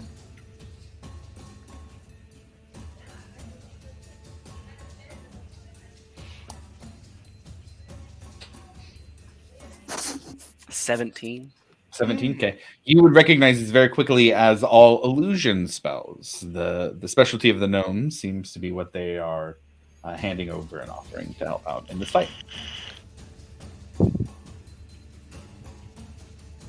I have a game mechanic question. Sure. Yeah, hit me with it. Because these are all second level spells, can I still copy them into the book correctly and then practice them once I get second level spells, or do I have to have access to second level spells to even consider it? Oh, you don't have access to second level yet? I don't have access to second level now. You can still copy them in. Yeah, you can still copy them in just fine, and then you'd have same access cost, to them. same everything, but I'd have them there. Everything's the same. Yeah, you wouldn't be able to use as a scroll. You could use them as a spell in your spell book. You could not yet. You could learn them, but you can't cast them until you have access to second level. Yeah. Second question: if I copy them, does it consume the spell scroll? It does, and it isn't guaranteed either. It is an Arcana check to make sure Yeah. that you correctly copy it, but it does consume them.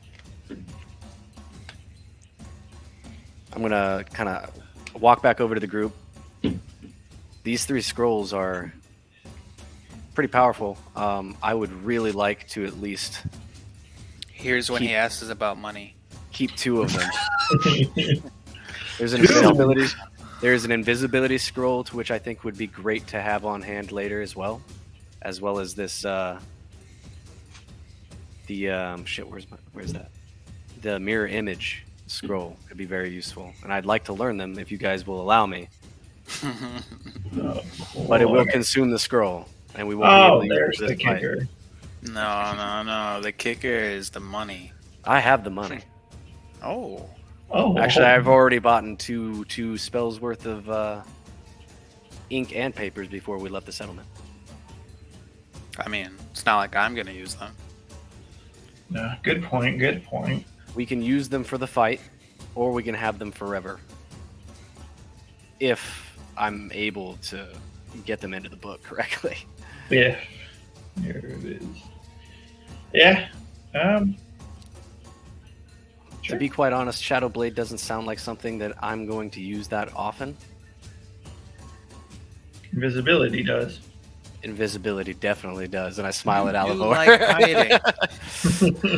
So yeah, I'm all for. I guess yeah. If anybody wants to take a crack at it or look at it or anything like that, as I kind of just hand the scroll out into the middle of the huddle. That's all you, man. I'll you just giving them to me, or are you giving it out, or do I have to buy it off you, or? I don't know. Some people are able. I can learn spells from just kind of looking at them and stuff. I don't know how people work. So if you want to use this spell, man, go for it. Yeah, I'll snag that off you. That's cool. If you end up not being able to use it, I can definitely learn it for maybe be able to use it or something. Yeah, I would say Ekamos would be able to use this scroll. Yeah, I'll take that. And that was Shadow Blade. Shadow Blade. Sounds pretty cool. Cool. Yeah, I'll take that if that's cool. And that was a second level. Word. Correct. Sweet. Well, I appreciate the extra scroll. I'll see if I can put it to good use.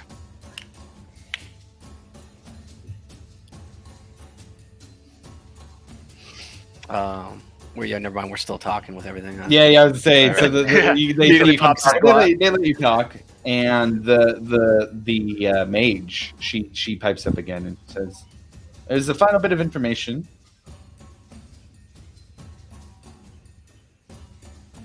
The druid who was in charge. She gave us her name. She was a dragonborn. No tail. Named Sarisa.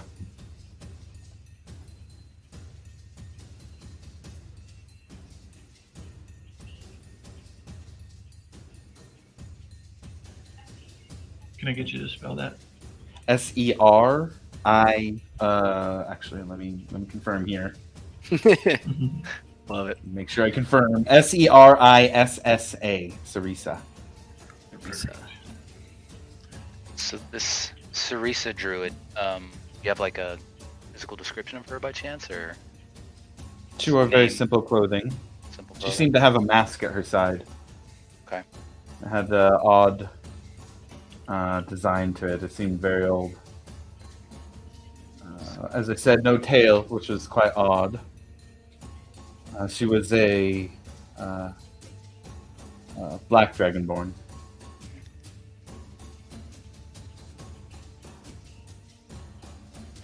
So no tail and a mask, so she could possibly change her appearance.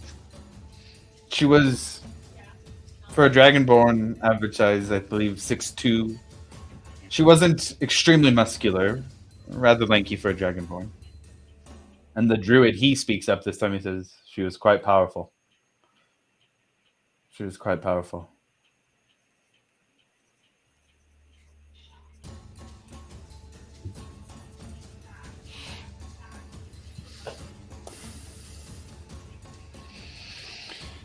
And the final thing the leader gets dropped off by Squirrel is a map. And he brings it over to the group and he says, "This is a map of the area, of the thicket, of things that we think might help you find this spot." And we say it that way because this place of power is one that must be found, not told where to go. And we're not withholding information, but the Wild Mother has her ways, and she must bless your journey in order for you to find it. If you make your way to this shrine, and he points to one on the map, and the Wild Mother blesses your steps, then you'll find this place of power. And you will likely find the Nurglet in Kelvin.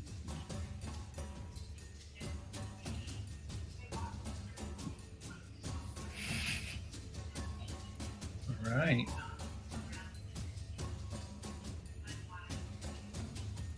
Well, Guys want to stretch first? Yeah, I mean, it looks like we got a pretty tall task ahead of us. yeah, we got a big task. Well, we definitely thank all of you for every bit of assistance you have given us. And I assure you, we will take care of this situation for the betterment of the forest. We hope so as well. We hope this leads to a beneficial relationship between us and the settlement as well. We enjoy our status with Pride's Call. And if we can come to a similar arrangement without drawing the eyes of the royalty of the Dwendalian Empire, then we'll be happy as well. But for now, our hearts lie with those who are missing. And we hope that you can bring them home.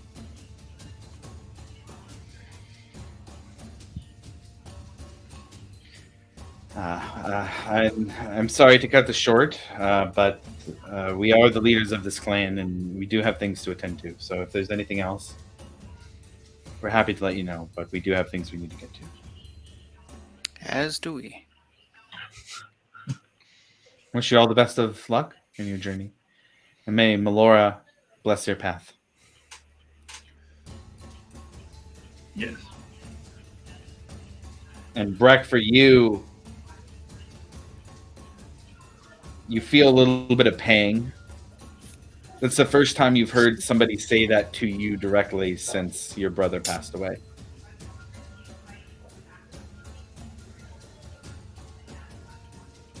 I'm just gonna like do the like party dwarven like arm across my chest kind of thing. Take a bow and then take my leave. They bow as well. They bow back to the group. Okay. Is there anything anybody else would like to do? Here in the little treetop village. No, I feel like I think I'm good. We ate, we stretched. we slept. Gotta limber up, you know. You never know. Oh yeah. Oh So yeah. after you guys leave that kind of the platform where the leadership gathered, you're walking away, and as you do, you see Harry kind of finishing up a conversation with Bastani. Comes over to you guys. Well,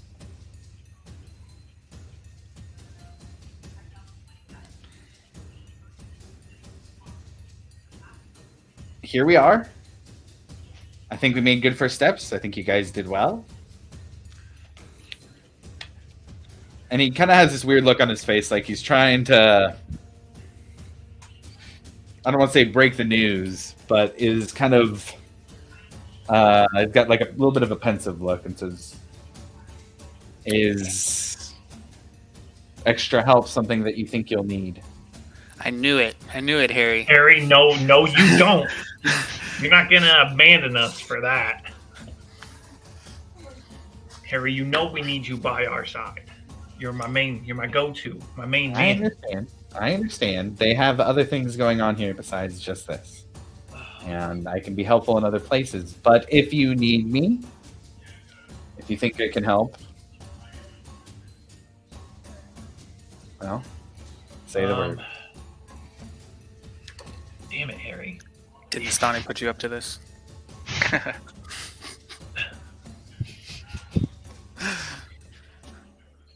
He kind of gets a smile on his face. He doesn't blush this time. Miss Stani's put me up to a lot of things. Oh, You did, did she? Wow. Well, I mean, we did just make 2 new friends.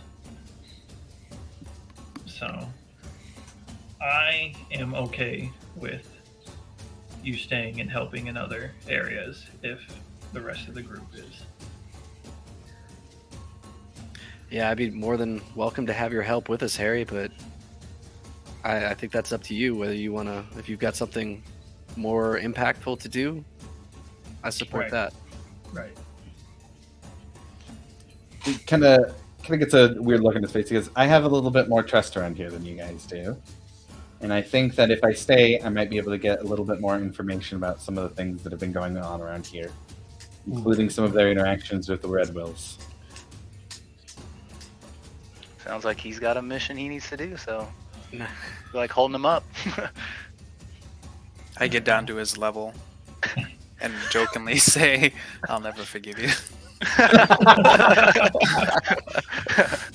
Says, yeah, and fuck you too. Boys, Harry's abandoning us for some ass.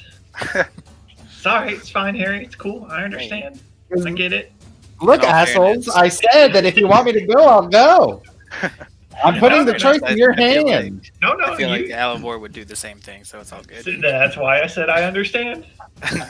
That's why I say I completely understand. But Harry, if you think you will be more impactful here, then by all means. All right, let's put it up to a roll. Who wants to roll? We're gonna do a roll on it. We're going to make it straight 50-50. We're just going to do a d20. If it's above 10, then Harry goes with. If it's below 10, then he stays. But one of the new guys do it. Oh, I'll do it. Well, is it Give like Michael a a job. persuasion? Nope, just straight d20. We're just Straight flipping D20, a alright. coin. 'Cause my buddy Rufus here, he not all bells are. Yeah, no, we're ringing just in flipping a them, you know? coin. This is just Okay. letting the dice decide. All right. 15. 15. Ooh, let's go. Harry just kind of looks, God damn it. Or God damn it.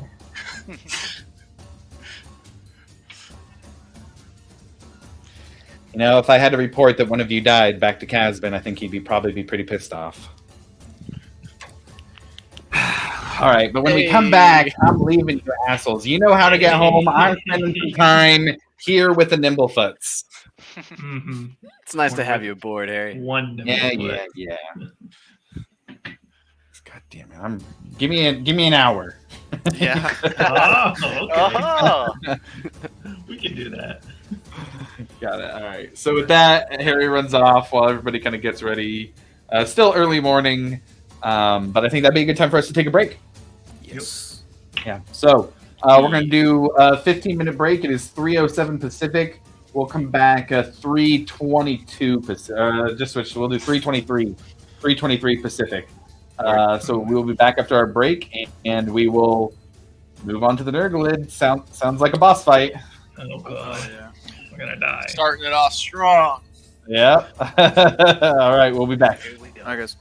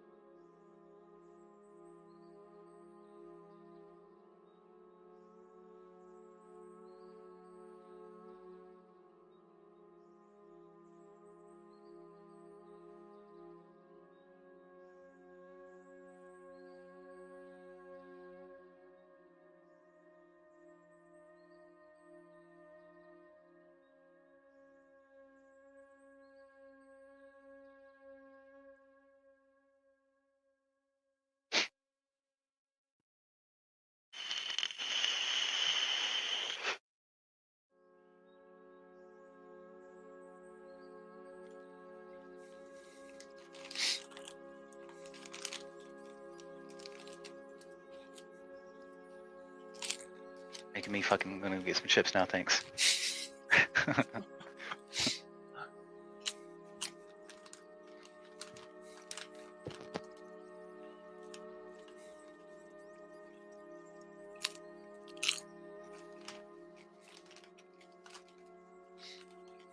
Probably again, one good thing about kids is you can steal their snacks.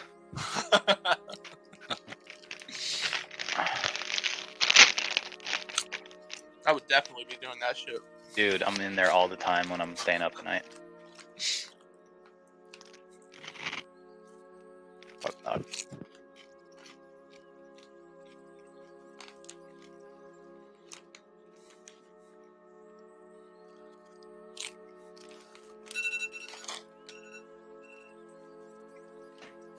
Oops.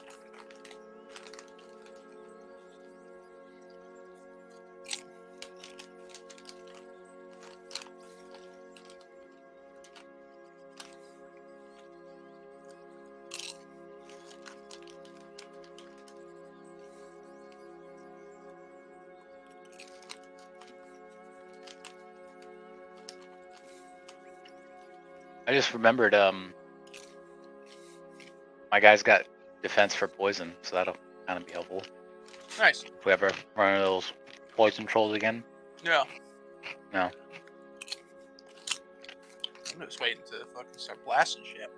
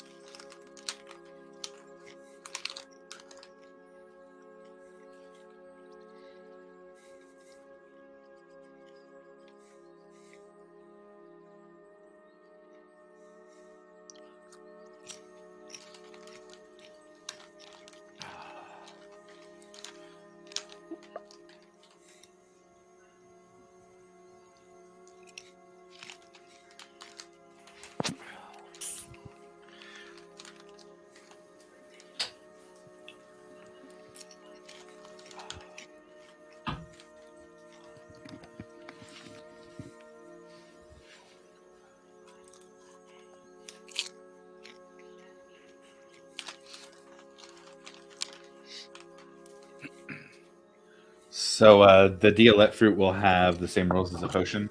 Bonus action to take one yourself, action to give one to somebody else. In case it's relevant.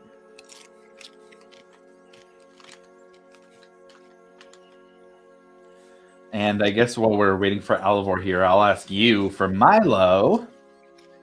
What are you doing with Oakley? I was actually going to ask that. I wanted to ask the group what our plan was as far as the cart was concerned. And how long it would, where this guy's located, where we're supposed to even start our look on the map. I think would be one of the defining things.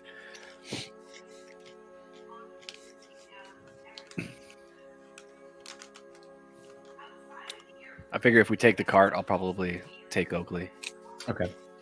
It's not very far to the shrine, at least. And the instructions you guys had received was, here's the shrine. Then you can ask for Melora's blessing. And if you're blessed by Melora, then if you're blessed by Melora, then she will guide your path to the place of power.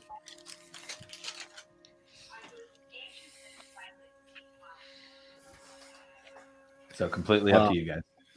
I would so Milo would walk over to Mistara and or Mistani and ask her if would you be willing to take care of Oakley for me while we go off on this little venture. I kind of fear for his safety with all of the things that are going on. And her height is like at Oakley's height, so she's just kind of like staring eye to eye with Oakley right now. Yeah, roll me a persuasion check. Word.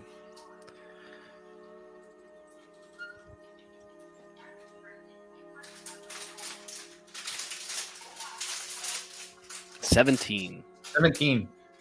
Yeah, I'll watch your management for you. Yeah, who's a good boy? Who's a? She just like she doesn't even have to bend down to like. She just rubs her face in his face, just at his height. She's like, "Who's a good boy?" And she kind of like she kind of like messes around and gets to his side and is like ruffling on his side. And she grabs the scruff of his neck and kind of jumps over the top, kind of like a horse, like riding like a horse. She rolls a natural 2 on our animal handling check, and Oakley just does not like it at all. It's like, oh, kind of like, what are you doing? And kind of like runs away a little bit. She goes, sorry, yeah, I'll watch your dog. Bye, good luck. And she runs off. Thank you. Oakley, go on after. Oh, she was chasing Oakley in that situation. Oh, he already took off. Okay, cool.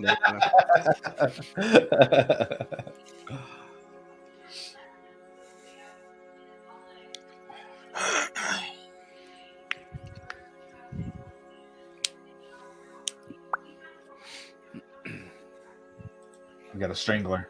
Or strangler, that's not a strangler. Oh no. A straggler. Strangler. Very different connotation between those two. The hashling slash.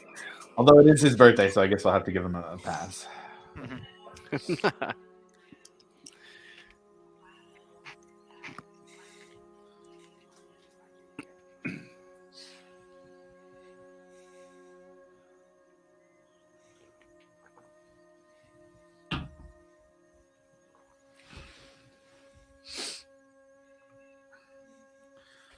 So I guess we'll do a little while we're waiting for Gal to come back. So after everything that's happened, it plays out. Then Harry will walk up to Ekamos and Rufus and say, "I don't think I've had a chance to fully introduce myself." Or wait. And he's kind of like rubbing stuff out of his eyes. Yeah, Harry. Wait, you guys are right. So what can you guys do? And he kind of shakes his head and like kind of shakes it off. What can you? What kind of stuff can you guys do? What should we expect you to be doing in this fight? I mean, I could punch pretty hard, kick. How hard can you punch? Hard enough. I don't know. Okay. He's got quite the wings to do that. Also, my hands look like flashlights sometimes. Your hands look like flashlights. That's very interesting. Okay, got it. I can. So, good. Oh no. I can cast a few spells here and there. Nothing too crazy. Okay. Student of the arcane, then. A little bit, yes. Okay. All right. Okay. All right. What do you smell? I'm not sure. Yeah, I'm not sure. It kind of smells like egg. Yeah, I unfortunately tried to cover up my stench because the group had mentioned it. So yeah. So I don't know if you can tell. I kind of like lift up my head just a little bit for you to see that I'm like super pale. Reborn. So I have that smell. Oh, that's very interesting. We'll have to talk about that later. I'd be very interested to hear about that process and how that works. Absolutely. Okay. All right. And I'll kind of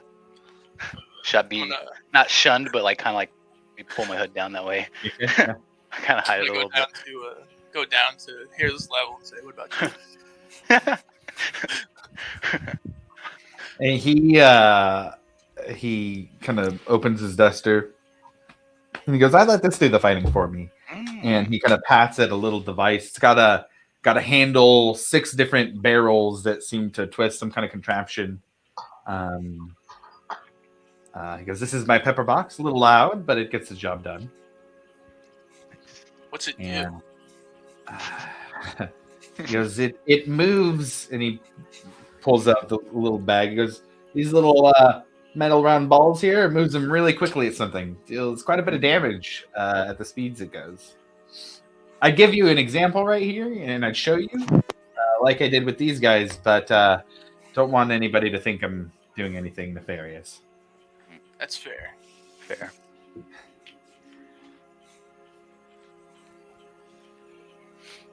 Because I'm pretty handy with it, though, if you need. And I'll offer a little bit of cover for you guys while you do what you do. Where does More somebody help, the get better. one? I've never seen one before. Oh, yeah. It's a design that comes from Taldore originally. Some of the gnomes in Hupperduke got a hold of it and made our way up to our mills where, I mean, I bought this one in Hupperduke. I had it custom made, but if you're looking to learn, then maybe I could let you know where I got it. Maybe another time. I mean, if you can punch fast enough, then that's all you need right there. Fast and hard. Right. Well, Hey, Varric. Yep. Would you help me with something real quick? I guess it depends. What is it? I'd like you to help me copy these scrolls into my book. Oh, you need a little bit of Pelor. Give me that pillow power. Here's a little bit of Pelor power, and I tap him on the shoulder. And I'm gonna immediately pop a squat and try and transcribe the first scroll being invisibility. And I'm gonna open up my book and use the proper accoutrement. And hey, Sil, check this out as I start to copy it into the book.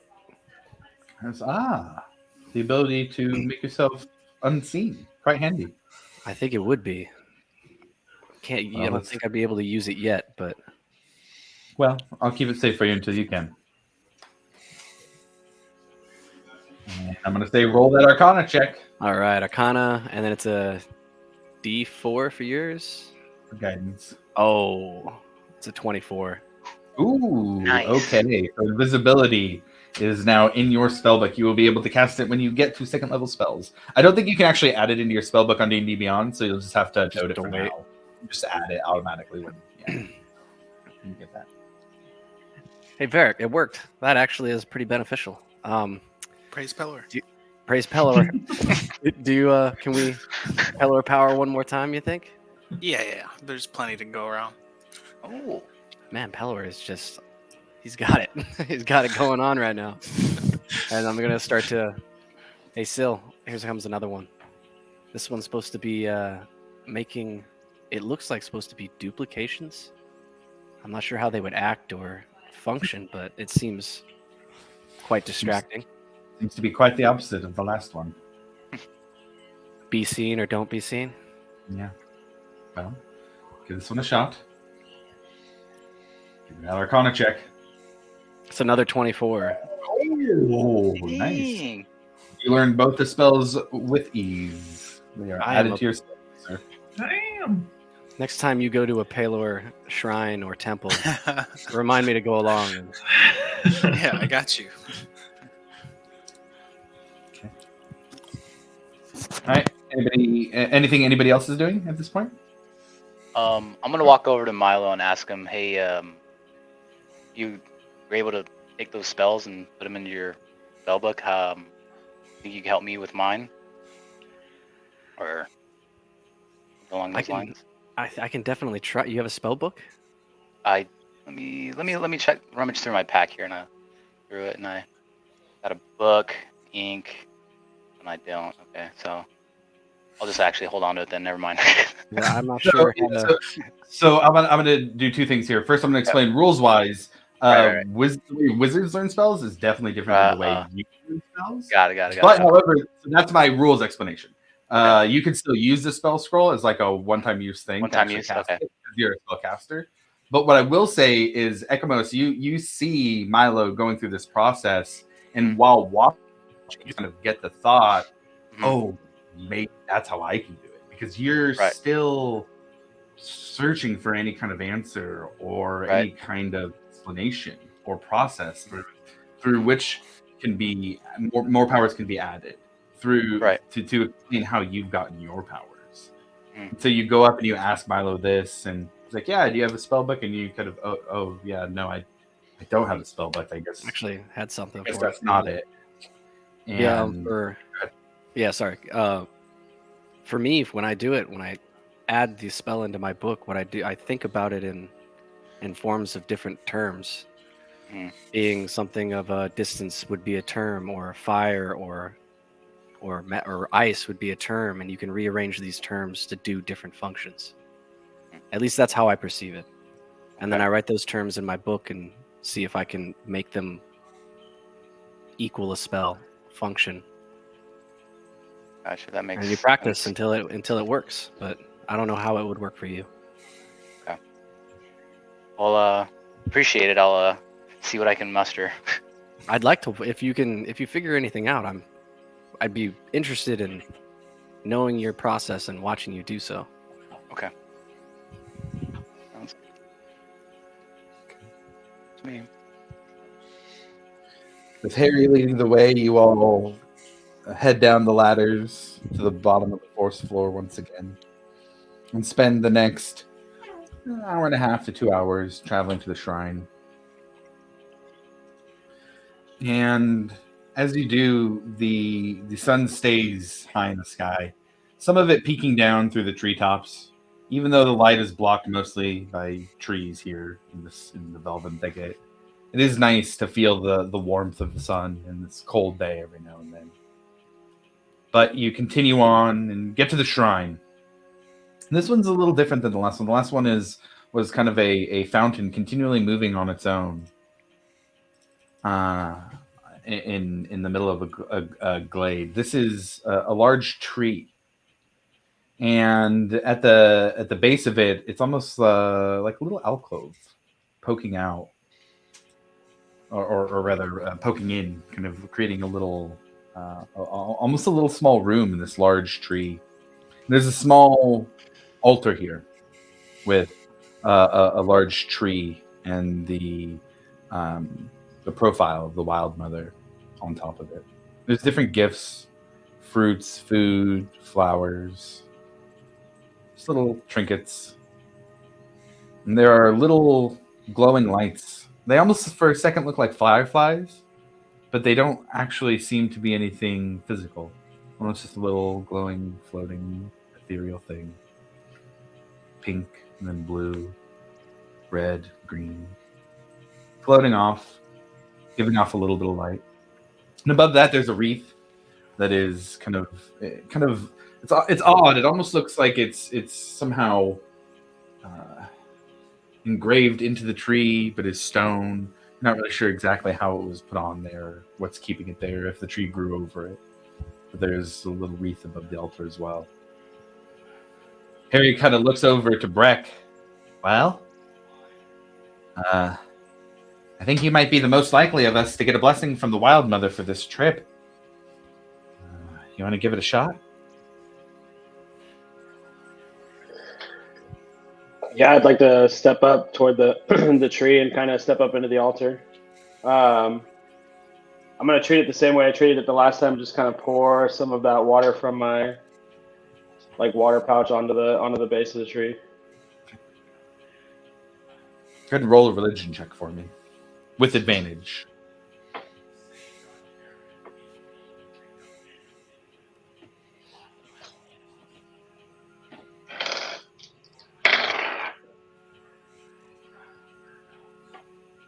I got an 8.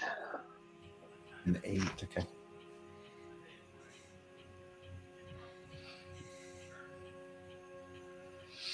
You go through your ritual to the Wild Mother, and you feel, once it's done, a breeze.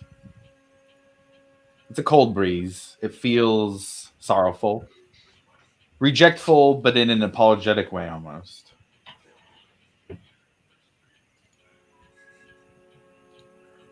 You have a flashback to your dream, almost as if you're standing on the coast. Your vision is actually completely taken over by this. And you see you're standing on the edge of the beach with the Wild Mother standing knee deep in the water. but you're not able to step into it. We flash back to where you're at.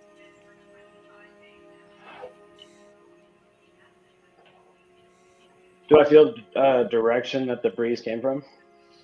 It's hard to tell. It kind of came up and swirled around you.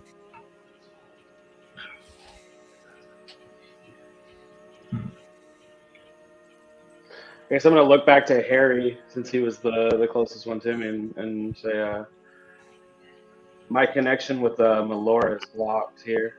I wonder if it's the corruption of this creature. He looks back at the group. Milo, didn't you receive some kind of blessing yesterday from the Wild Mother? I did. Maybe you should give it a shot too. See if it's blocked as well. Milo hesitantly kind of looks at Breck and then at the shrine and kind of like, is it okay? Hell yeah, kid. I kind of like walk up slowly and I kind of just get close to the shrine and I'd like to investigate it to see if there's any of the writing and stuff in the runes that we saw last time. Yeah, sure. Go ahead and roll an investigation check. And if I can like cross compare what they were in my book. If it's the same. Okay. Investigations. Oof. 10. 10. Okay. There are sun runes. They don't seem to correlate exactly. If you with a 10, you suspect that this has to do more with guidance, where the other one was more just about kind of balance and peacefulness. I'm just gonna like brush my fingers across the word of where I think it says guidance, and just kind of in very, very softly and draconic, I'm just gonna word and then show us the way. Roll me a religion check. With advantage. With advantage.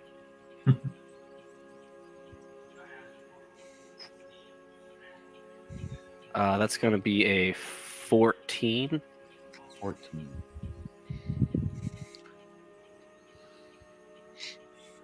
As you're all standing there, Breck, the wind comes back around, but it's warmer this time. And it begins to swirl around you. Milo, you feel it this time as well, swirling around both of you. And then the rest of you start to see the leaves around this tree start to kind of pick up with the wind. You feel this breeze swirling around the whole group. And both Breck and Milo, you feel now the touch of the Wild Mother. It's almost palpable. Breck, you're not sure what stopped it from happening before, but it's fully there now. You're standing with her in the ocean for just that flash of a moment. But you feel that you have successfully gained the blessing of the Wild Mother to move forward. As the light pierces through the treetops in a very specific path in only one direction. I think Milo, and just taking all of that in and feeling that in the brush and seeing it kind of open up and showing us the way, he's just kind of in awe of it. The primes are truly powerful. And he looks directly at Breck. Praise Melora. Praise Melora. I'd like to extend my hand out for like a fist bump. Yeah, ditto. Varric, you feel so uncomfortable. You were relieved. You were relieved when Breck seemed like he hadn't made a connection. You have no idea why, but you felt relief in that moment. And now that watching Milo and Breck fist bump, you feel just angry, annoyed. Look at them. Hey, yo, Varric, you all right? My guy? Yeah, of course, I'm good. You don't seem good. You seem a little on edge over there. Told you, man. I just feel, I don't know, weird here. I mean, it's a lot of woods. Not used to being in woods. I like my cities, my taverns. So I'm with you on that one, but I don't know. I mean, granted, I will say last time this all happened, we got attacked by that big ugly thing. So That is very true. I can understand why. Just want to check up on the homies. Yeah, of course. So, who wants to go first? I vote the unhittable dwarf that praises Melora. Sounds like a We- safe bet. Do we have the wagon with us still, or did we leave it? It sounded like you guys were leaving it. Okay, cool. Yeah, then I'll take first in marching order. So as he goes forward, though, I want to place my hand on his shoulder and be like, "Oh, thank goodness," and give him some bardic inspiration real quick. Get a D6 bardic inspiration dice break. You all travel down the path. It's easy to see. The sunlight leads the way. You follow it for another 45 minutes, another hour, to finally hear the light rushing of water. You see in the distance a small outcropping of rock, a little bit hard to tell. Maybe 200 feet or so in the distance through the trees of where you're at. Breck and Milo, you get the distinct feeling that Melora has guided you to your destination. But you feel, even in that connection, there is corruption here. Even from this distance, you can see an orange glowing light coming off of the rocks and the outcroppings, somehow illuminated in some way. What would y'all like to do now that you're close? Man, this don't feel right.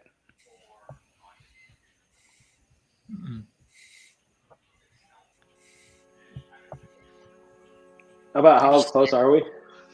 About 200 feet.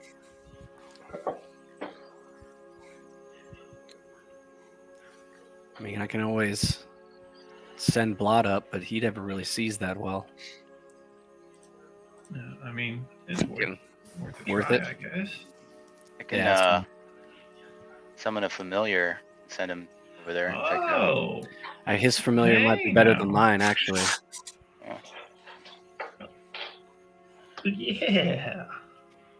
So, Unfortunately, Blot's kind of blind. so I guess I'll cast that.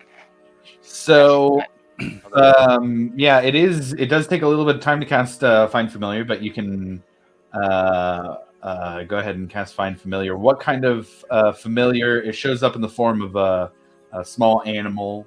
What would you like to summon your familiar in the form of? I just summon it as like an imp. That work or no? Got. Let me see here. Let me check your.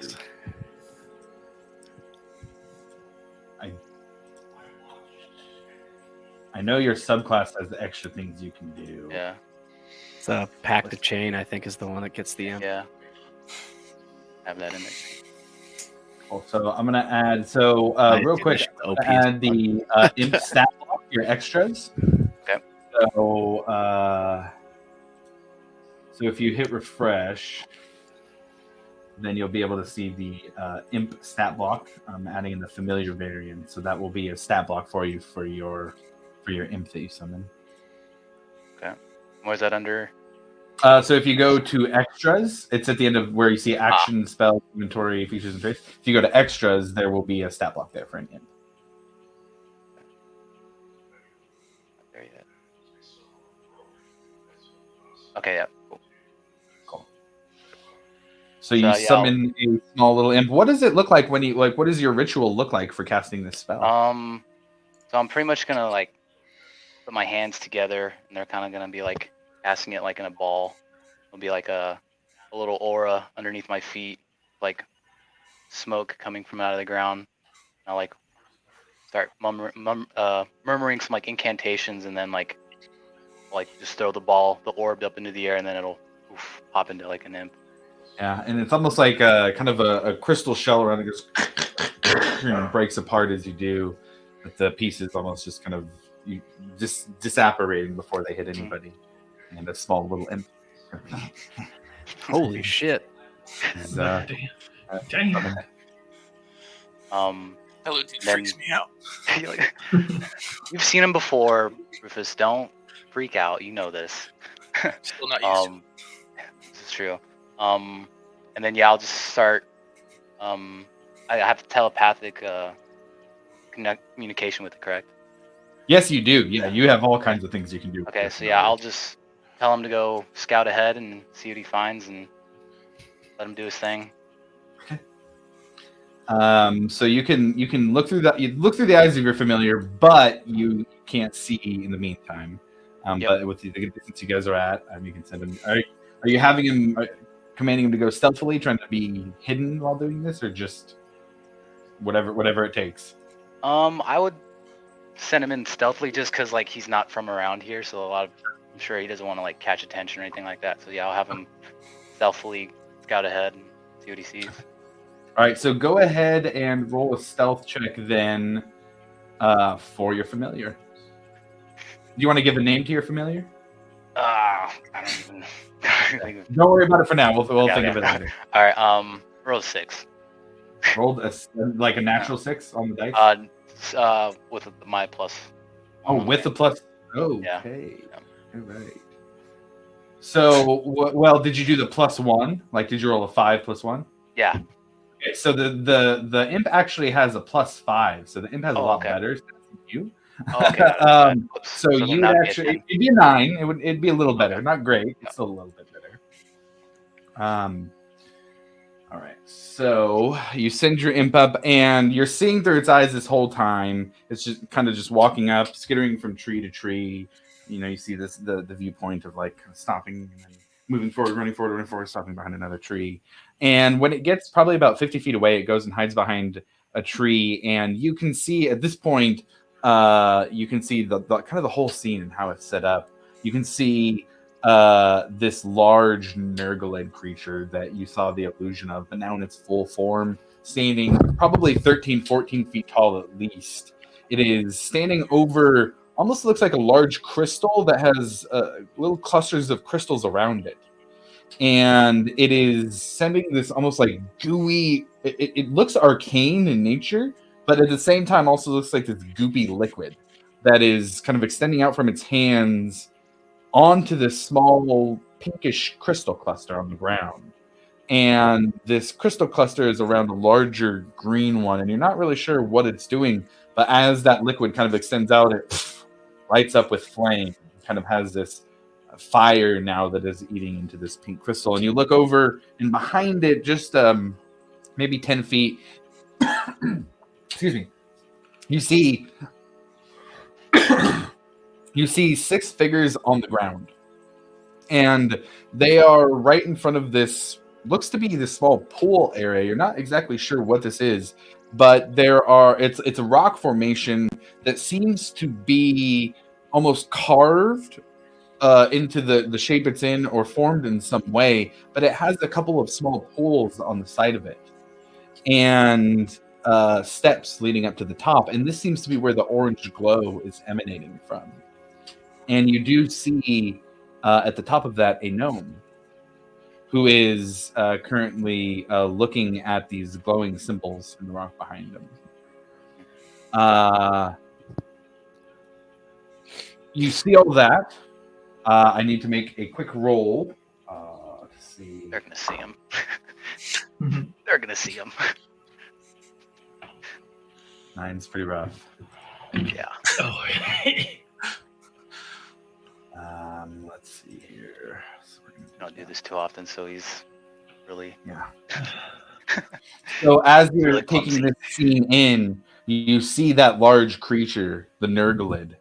You see it turn its huge head and look over to the imp. The energy that it was sending out stops. It kind of almost like retracts back, like this oozy liquid getting sucked back into his hand. And he looks over and he starts to turn. And walk over to your imp.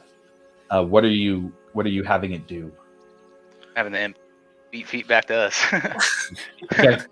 Takes off the other direction. The Nurgled turns around, and the last thing you hear Is it speaking in some language, something to the other character up on the rock, but you're not sure exactly what it's saying? Actually, I should ask, what languages do you speak? Let's see. It's an extras or description. Proficiencies in languages on the left side.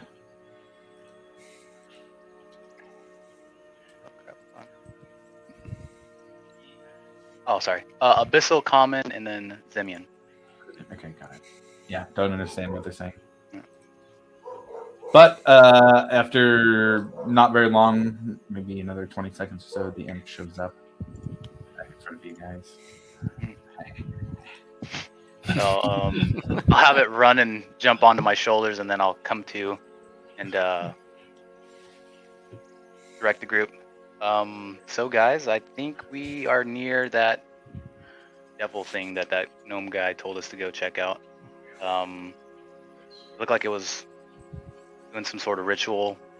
That there was another gnome there that was kind of sitting on top of this like tome altar looking thing, and he was starting to be part of the ritual. So I think we're where we're supposed to be.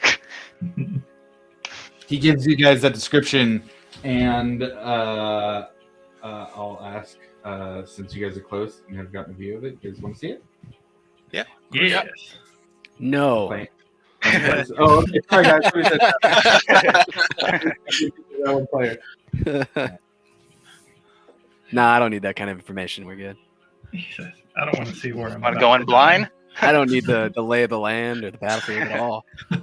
Did you happen to see if any of the captives were in there? die. Good God. I saw He Imp was able to see a a lot of couple big things figures near the pool too. So this is what I described this image to you guys. Make it big. And Make you it see. big.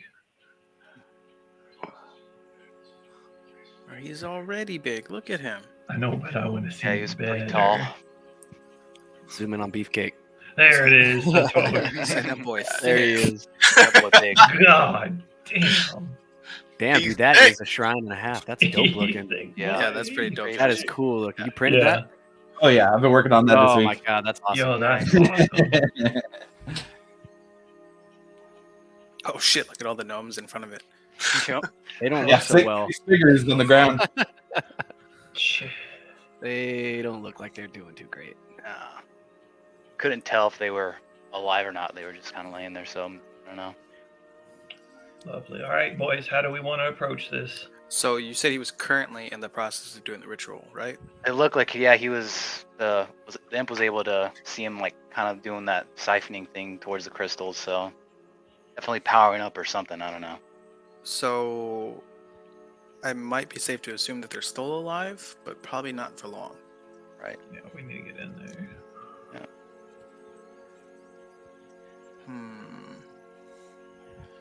Is there anyone that can go straight for Wilden? I can get there pretty easily, but once I'm there, I'm not sure what I'm going to be able to do. Yeah, I'm pretty fast, but that's a big guy. I say if we can distract the big guy, you two can. Don't worry about the probably big guy, head man. Yeah, we can take care of him. I can Hey, definitely provide Rufus a cover and I some would say support if he Rufus. gets in there. You can fly. Yeah, You got wings, man. He can fly. Yeah, I can fly. I mean, I can distracted moving around. You could just go right up there, dude. Start. You said he punch hard, right? Punch him.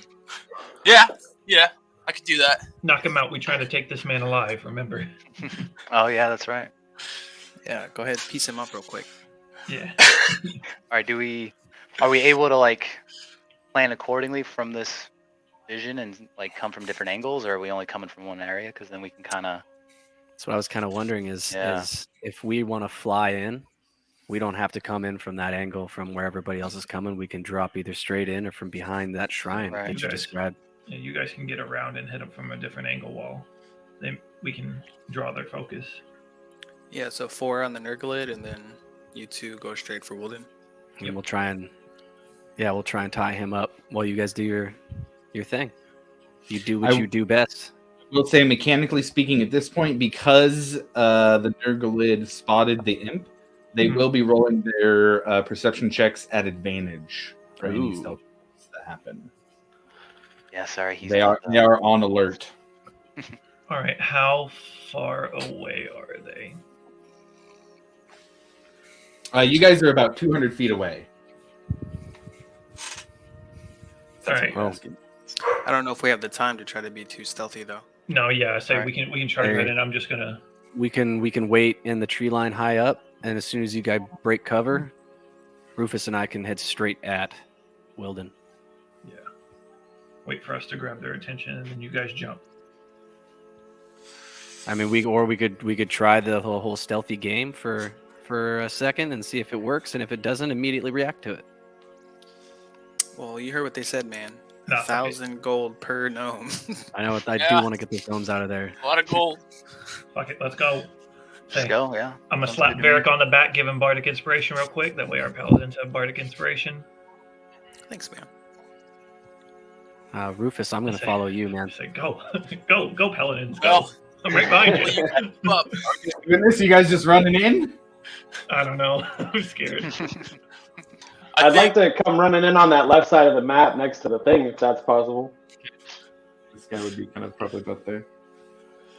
So, from Yeah, where- this perspective, was the imp located?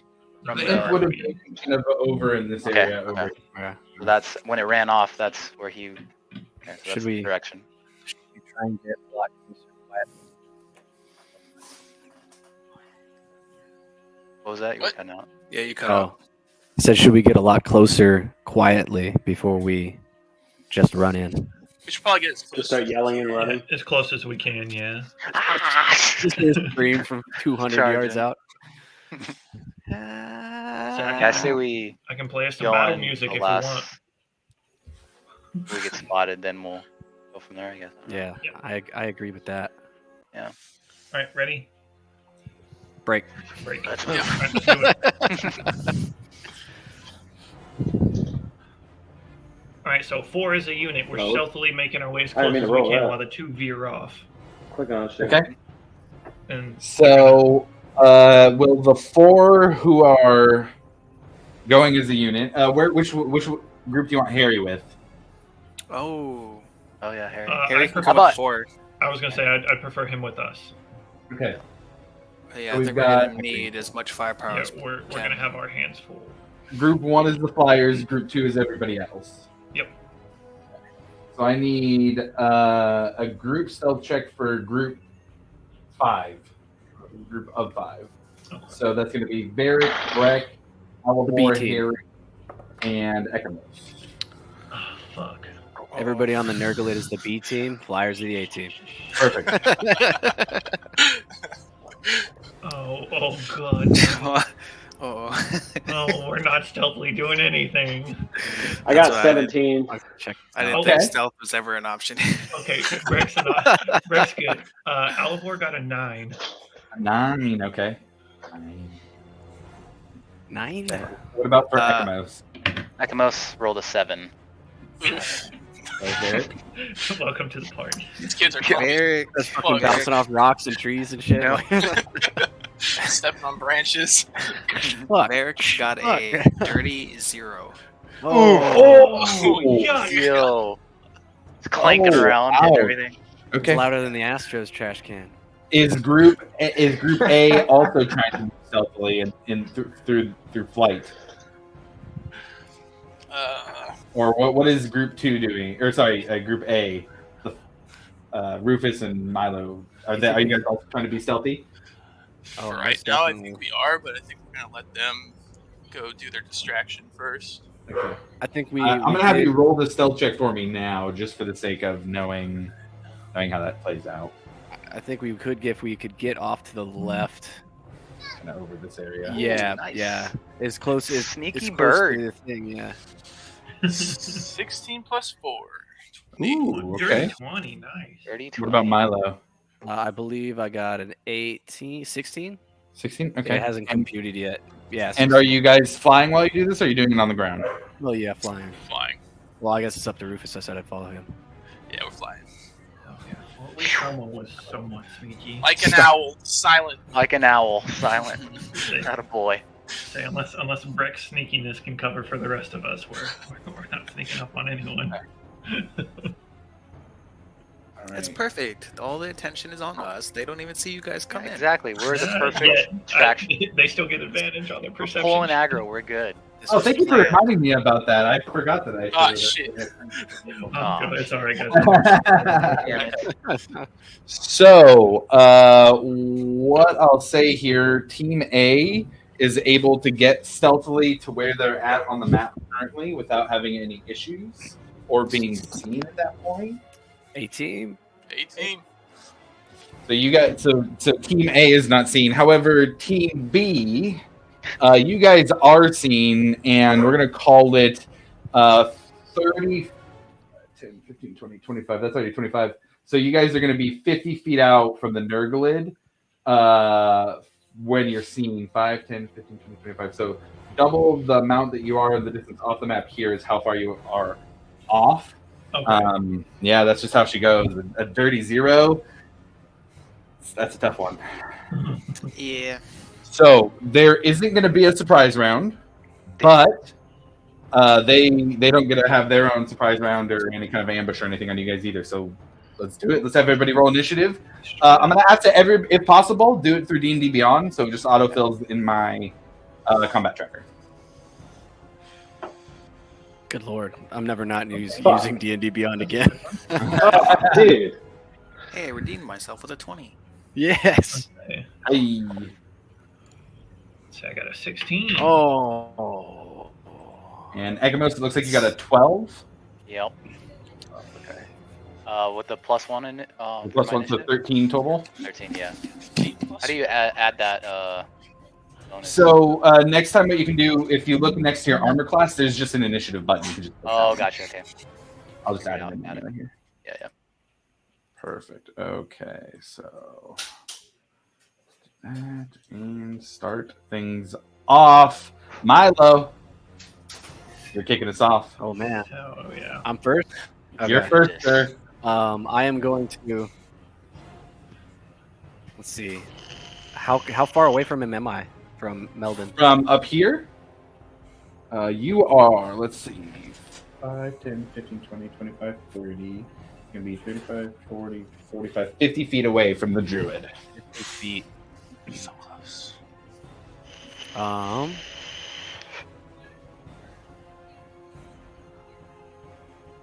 And I'm still hidden. You haven't, yes. You're Okay. still under that stealth check. So what I'd like to do is fly 30 feet in, Okay. and then that would put me within 30 feet, right? Yes, and now I will say it is kind of wibbly wobbly because if you're flying 30 feet closer, you're flying through the air. 20, 25, 30 would put you right here. You're flying through the air, making yourself very visible. If I could, I'd like to come from up. If it adds movement, that's fine, I guess. Okay, if you want to go super high, we can move you like 15 feet, but you're high up. And just a little bit out of vision, hopefully. Oh, double stack. Double stack. Nice. And then so the idea is I wanna arc up and come down and Misty Shiv behind him. Okay, so you're just trying to get That's the close enough to Misty Shiv. Now, Activate the Misty Shiv without. Well, I think it automatically gives me. No, it doesn't. Okay, yeah. so if we're only doing half because of that, then we're at 15. You were 50 feet away. So that's so Misty Step is 30 feet, I believe. Yes. So that would put you a little bit out of the range still. And You I'll need enough dash. I would dash the rest of that distance. dash. Okay, to get that in. Yeah. Okay, so let's just do this. Boom. And yeah, midair twirl and mist envelops Milo's form and reappears behind him as a sweeping strike of steel. Hopefully, does something. Go ahead and roll that attack. Dang, this is very out of character for Milo. That's going to be a 15. Oh, is this his advantage? Yeah, I'll give you advantage on this. Yeah. 16 to hit. 16. Yeah, hits. All right. So it's going to be a D4, 3, a D6,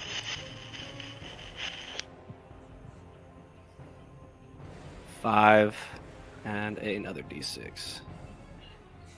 So 10 points of total damage. 10 total. Okay. Two Milo, of which are cold in- damage. in a flash, or kind of in a cloud of mist, transports behind. You slice at him, and before he can turn around and see you, you get a cut in across his back.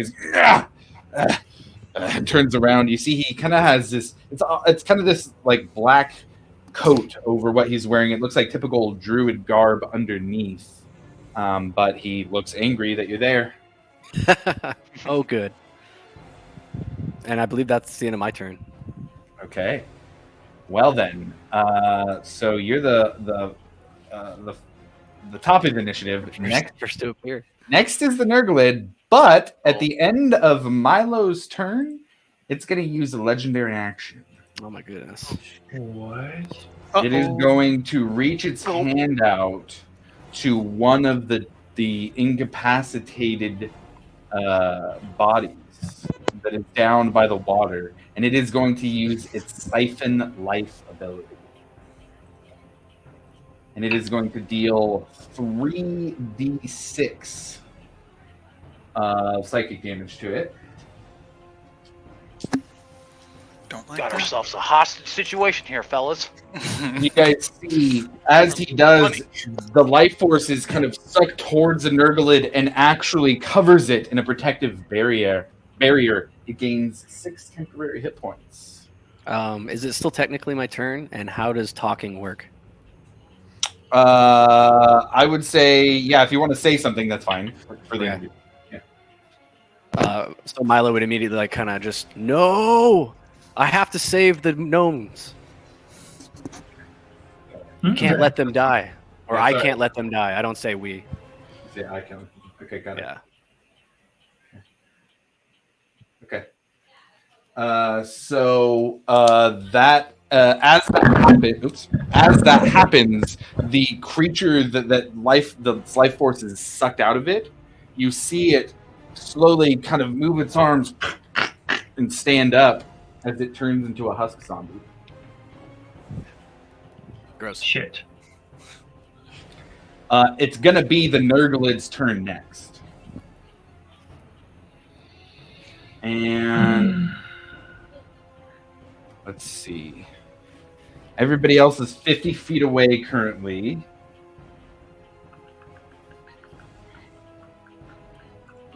Interesting. I'm a diversion. Look at me. So we got 5, 10, 15, 20, 25, 30. Okay.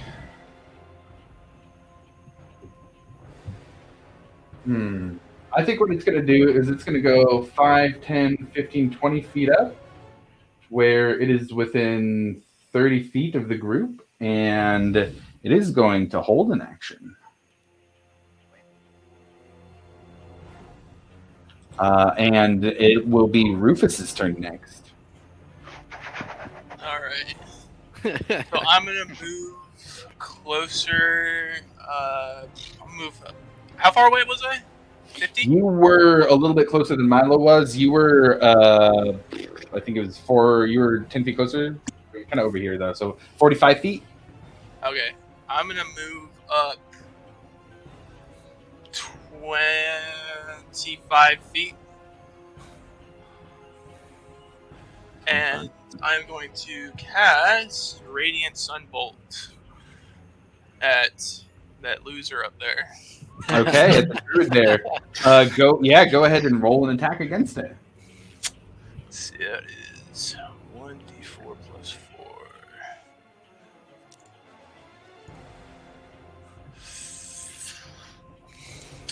So, 2. So that's 6? The total was a 6 to hit. Yep. Or no, That- sorry, not a 6 to hit. That was the Is that the damage? yeah, that was the damage. Got to roll it to hit first, right? Yeah. Roll Okay, to hit so- first. So 18 to 18. hit. Yeah, that does it. Yeah. So we can we'll take that 6 damage as the rest of the group can see now Rufus flying through the air and punching looks like punching sunlight out of his fist at the druid, and it's turned around to Milo, and you hit it in its back, almost in that same spot where Milo had just hit him with the shiv. So he kind of, there's two of them now, and turns back around. All right, anything else for your turn? Nope, that's it. Okay. All right, Varric, you're up next. Alavar, you are on deck. Okay. It's I'm a bit wary about getting in before Breck.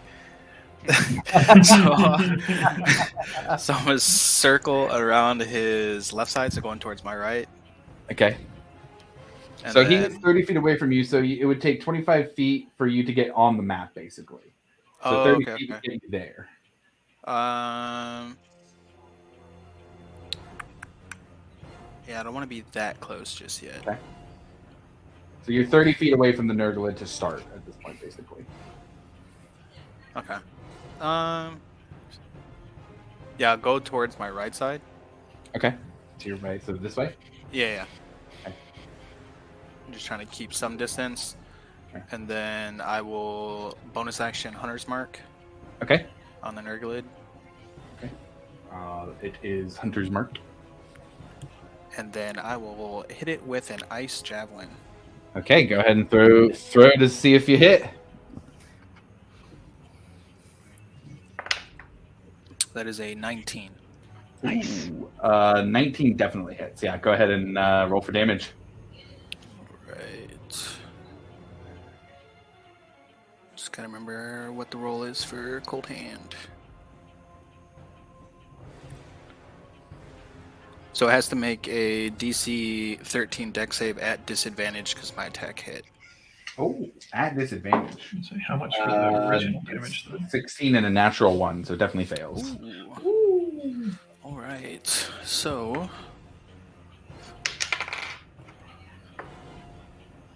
it takes 19 damage. Okay. Big boy. As it hits and shatters, you see it. The first bits of the shards get absorbed by this energy field around him, and the rest pushes through. You said it was 19 total? Let me double check. I rolled 3 5s. And then plus 4. I forgot the Hunter's Mark. Oh, there you go. I rolled a 4th 5 A 4th 5. Wow. Okay, got it. for 24 total. Nice. Okay. Schmack. Quite a bit out the gate. As you do, it hits and it turns around and gives this weird mix of this roar, croak all at the same time. As it kind of lets its tongue fall out of its mouth and kind of hang like a whip as it lashes it around. It's like, oh, Breck, that's you. You're up on deck, dude. Let's go. And yeah, that's my turn. Okay, got it. So, Alivor, you are up next. All right. So, how far am I away again? You're 50 feet from the, 30 feet from the Nurglid. So it would take you 30 feet to get like right up in front. Oh yeah, no, I'm not going up front. You're kind of doing a weird off-map start here. Yeah, I kind of want to wrap around the same direction as Varric, but keep a little bit more distance than Varric does. I got it. A little bit behind him. Okay. And then I'm going to attempt to hit this man with my crossbow, but Okay. I'm going to expend a use of my Fletcher's ring, and I'm going to shoot an excruciating arrow at him. Okay. Ooh. All right. Yeah, for sure. Go ahead and roll the hit on that. Oh, damn it. Wasted. 9. A 9 does not hit. No, it sees it coming, unfortunately, and is able to summon this bit of energy in front of it that kind of makes the arrow dissolve as it hits it. I say shit, and then that ends my turn. Okay. So it is going to be the druid's turn next. Standing next to Milo, it is going to turn and centered 5 feet behind Milo, so that it does not hit him. He's going to raise his hands and mutter some words in Gnomish that you don't understand and cast a moonbeam where Milo is standing. Milo, I need you to make a Constitution saving throw. Constitution saving throw. For inspiration, just getting these out of the way. Do I have to do that before the roll, or can I see the roll first? Got to be before the roll. Got to be before the roll. It is advantage that it grants, not luck. I'm going to use it. I'm going to use my inspiration. And good thing that I did. 11. 11. Let me see here. I don't think that saves. No, sorry, sir. That does not save. Yeah. So you guys see Milo is covered in a 40-foot tall column of moonlight from the sky and is going to take a total of 9 points of radiant damage. Oh, it burns us. Damn. Yikes. Do I have...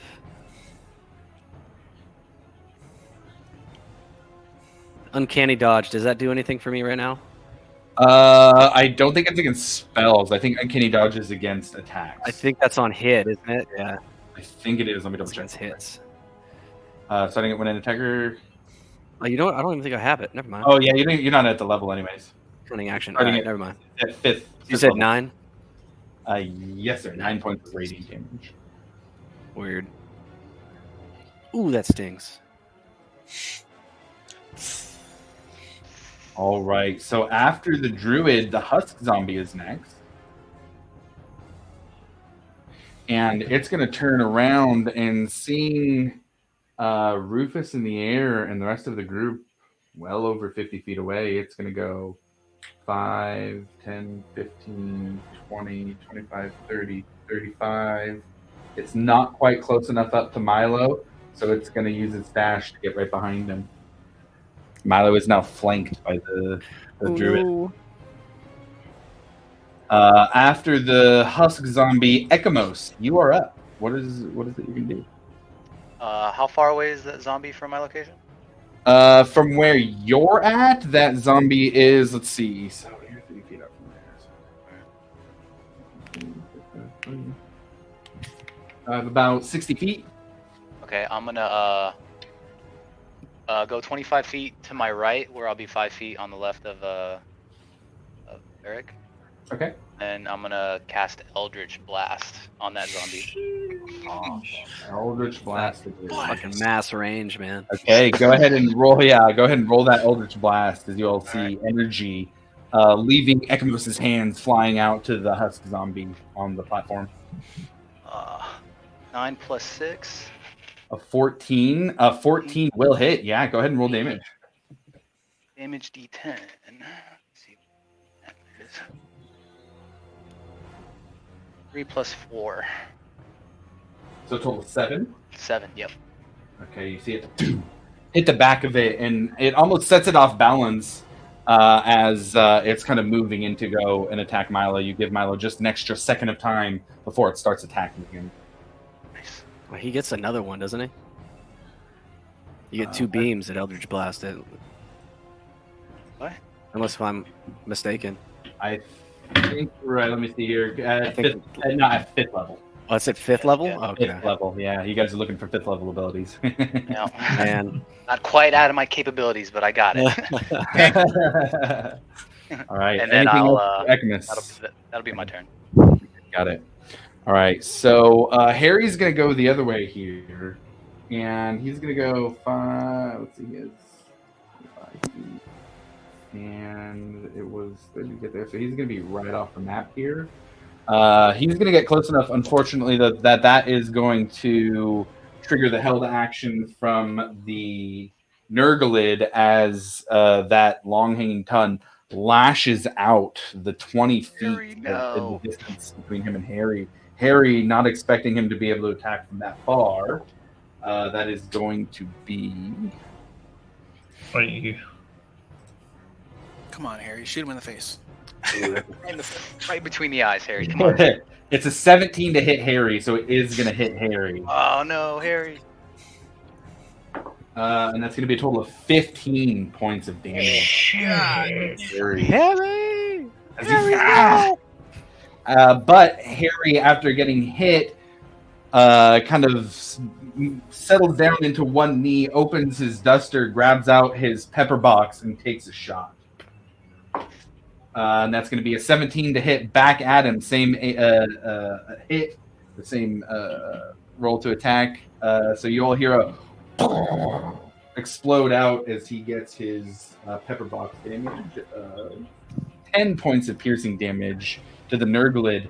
And the bullet hits, but Harry sees and says, my pepper box isn't much good here, as it seems to not do as much damage as he was hoping.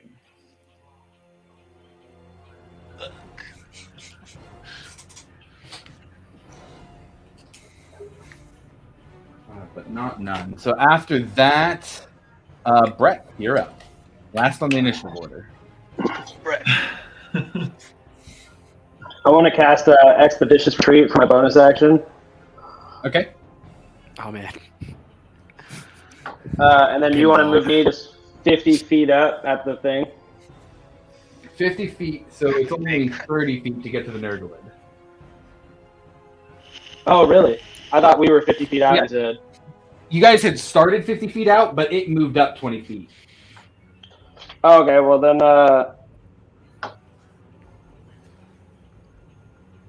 then I would like to change that and cast Channel Divinity Fury of the Tides instead. Okay, yeah, absolutely. We can totally do that. Dangerous over short distances. Yeah.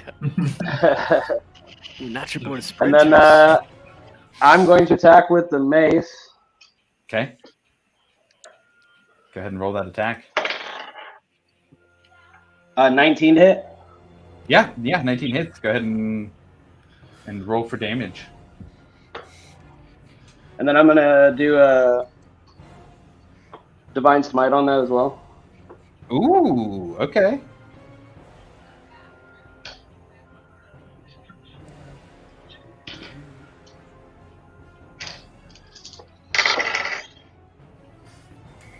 So that's 11 points of bludgeoning damage, Okay. and then 9 points of radiant damage. Nice. And then with my Fury of the Tides, I was going to push him 10 feet kind of to my right and see if I can't get him to trip over that stalagmite. Oh, okay. All right. Nice. So this way. All right. Let's see here. I'm going to give him a dexterity saving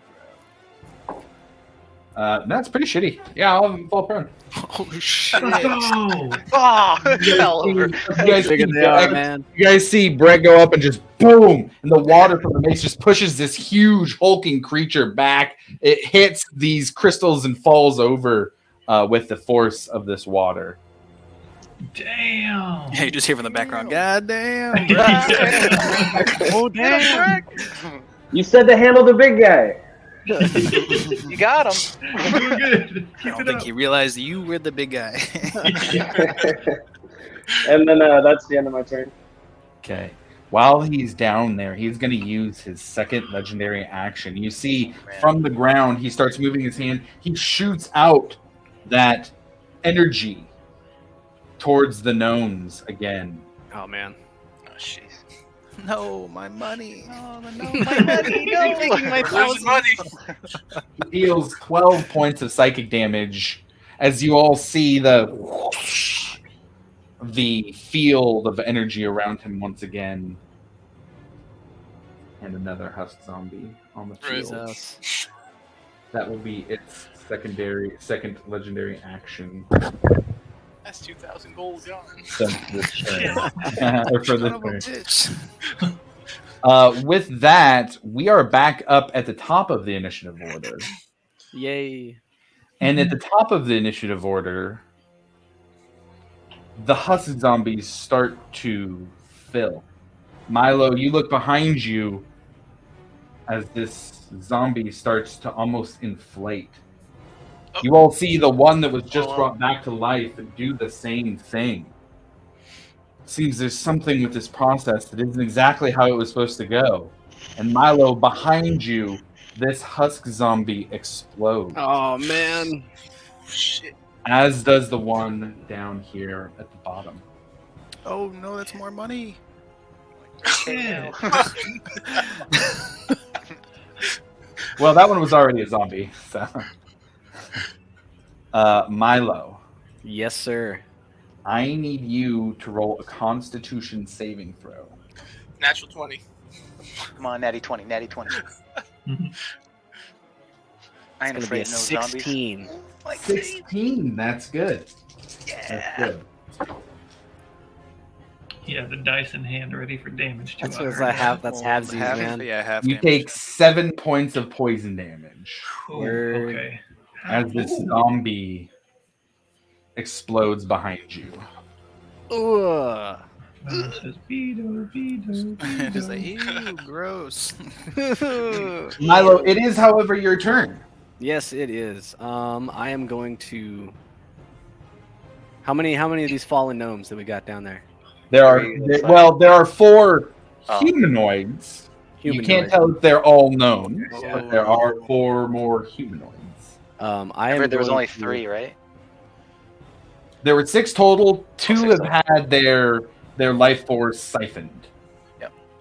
I am going to bonus action disengage, Okay. and then I am going to fly down to a gnome. Okay.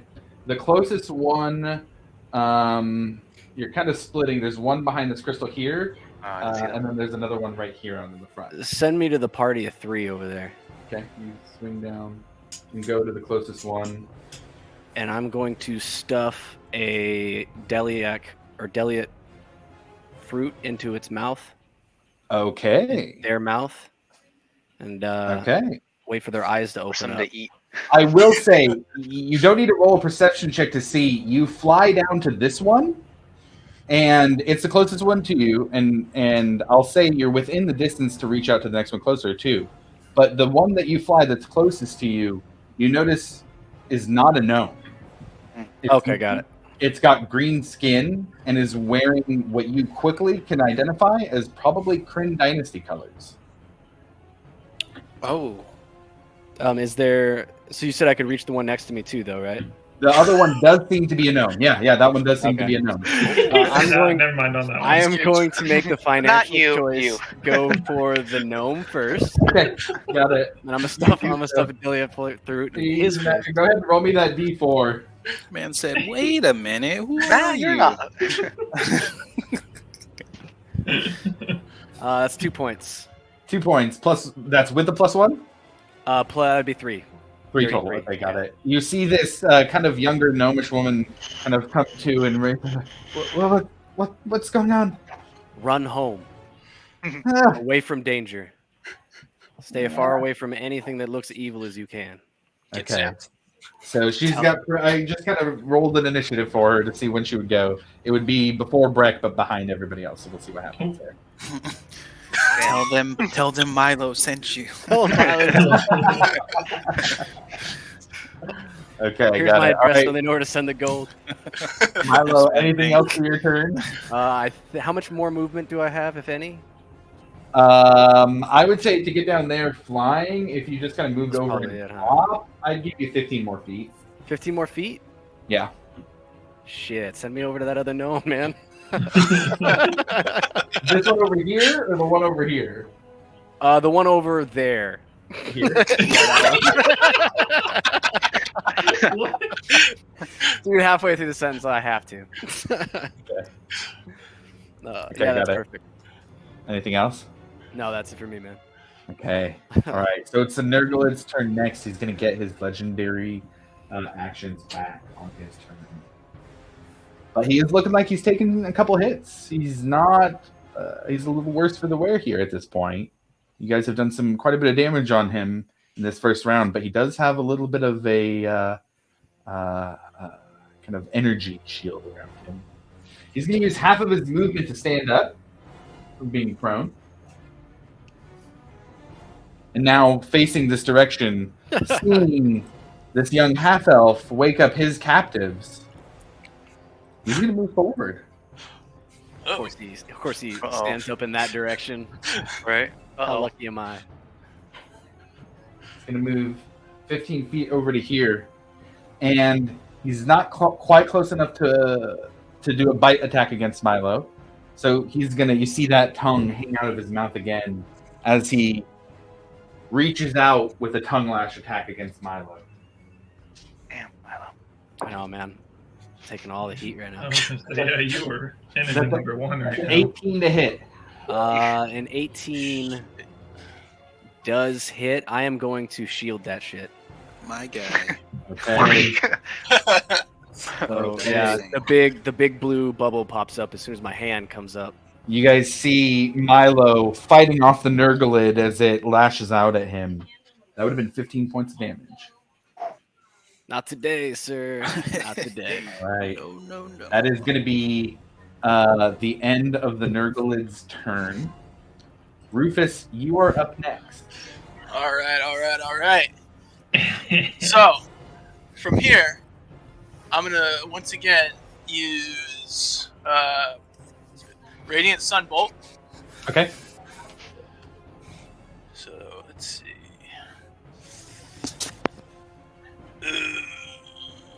That's a 6. A 6 does not hit, unfortunately. No. Now that Milo's gone, the druid turns around, sees your sunbolt coming at him, and just dives off to the side. That's all right. So I'm gonna move up to striking distance. Okay.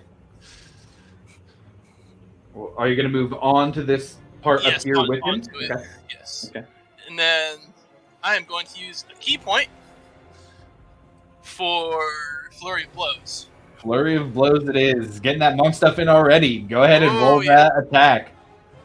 Let's see. First I believe one- actually Flurry of blows is 2 attacks, right? it is. It is. First You one roll is a me 2 4. more It does attacks. not hit. Oh man, rough. Okay. You go for an attack, but this druid is nimble. You're not used to fighting such a small opponent and having to reach down for your strikes. Son of a bitch. God. Oh, the hits. Rufus, 3. come on. Oh man! Oh, that hurts. Rufus, you're just so not used to fighting a gnome. If you were fighting a normal sized humanoid, you're sure their skull would be crushed in already. But this gnome is able to dodge under your blows with an ease that you weren't expecting. All right. I'm gonna say, stop moving, short shit. Okay. Barrick, you're up next. Alivor, you're on deck. Okay. Let's see. How far is the Nurglid? The Nurglid from you, you're, let's see, 5, 10, 15, 20, 25, 30, 35, 40. You're about 40 feet away. Okay. So if I move max distance, I would be able to hit him with my glaive. Yes, with glaive, because you have 35 feet?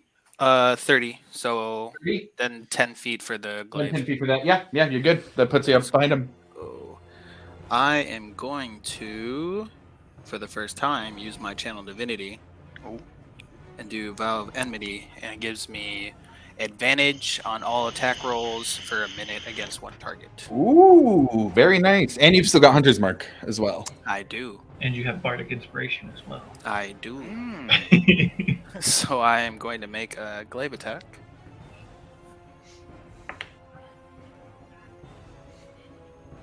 First one is 18.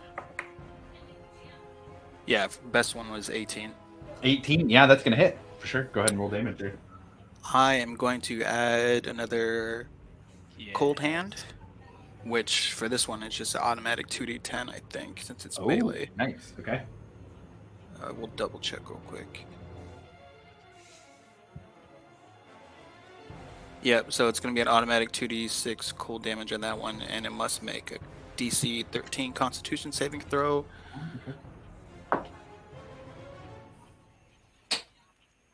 Check something here. Yeah, it fails to save. So because it fails to save, it can't take reactions, and its speed is halved until its next turn. Oh, okay. Until the end of its next turn? Like it Yes. can't, like it's like on its next turn. Okay. Let Okay, me got it. double check. Let me read it real quick. DC 13 Constitution saving throw, or it can't take reactions, and its speed is halved until the end of its next turn. Until the end of its Ooh, turn. there we go. Okay, got it. Okay, so extra 2d6, the glaive, hunter's mark, and you know what? I'll just throw in a divine smite as well. He said, Yes. You know what? Woo-hoo! So And that what- is. You reroll ones and twos? Yeah, I need to remember that. Yeah, my man. Divine smite is what, 2d8? Okay. Sorry, I got a lot of shit to add up. Are you good? That's 1d10, 3d6, Good lord. and 2d8. Man's going in. I'm trying to kill this thing, man. All right. So.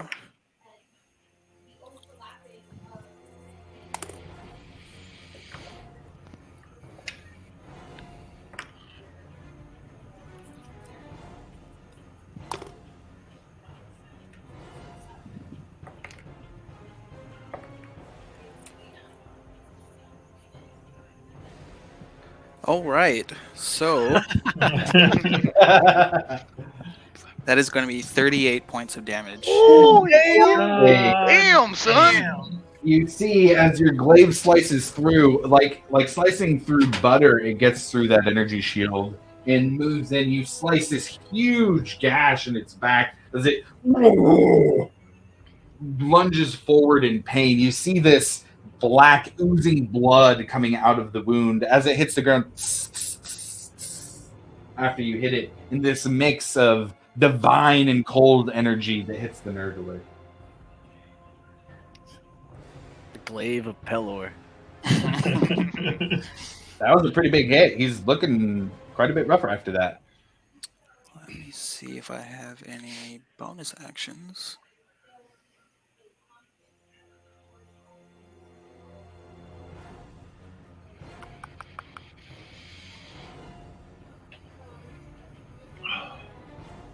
Oh, actually, I do. How far are the gnomes from me?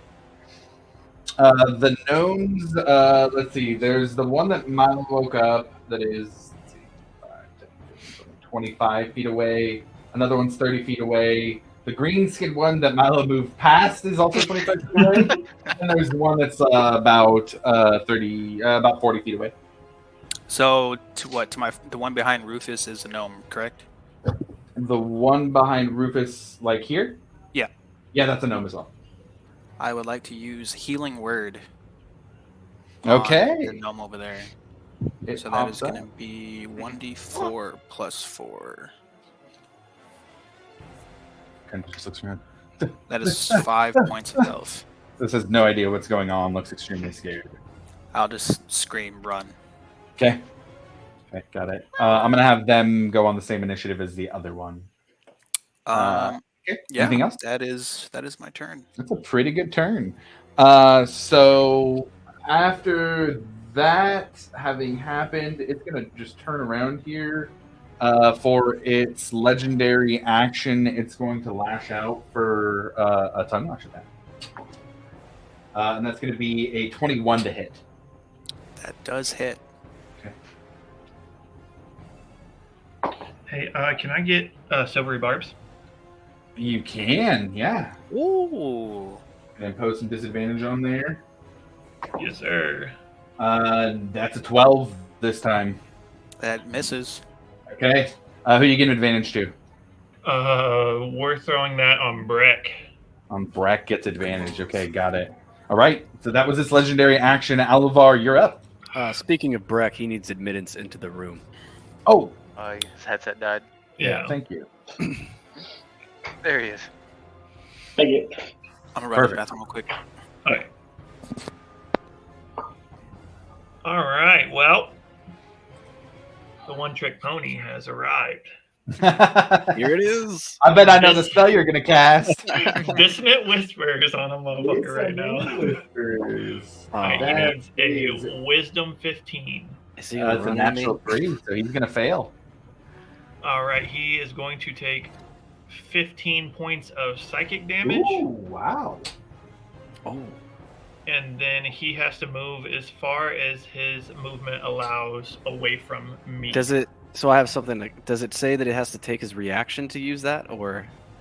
1 second, let me I check. think you're right. I think it does. And either way, the movement would be a half speed. Yeah, it must use its reaction.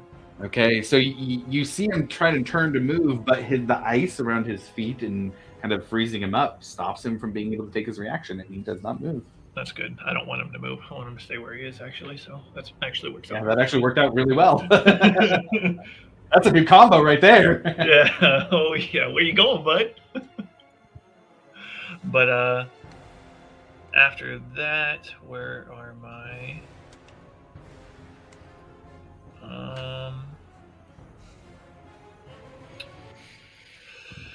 Shoot. I'm gonna use my bonus action and throw some bardic inspiration on Milo.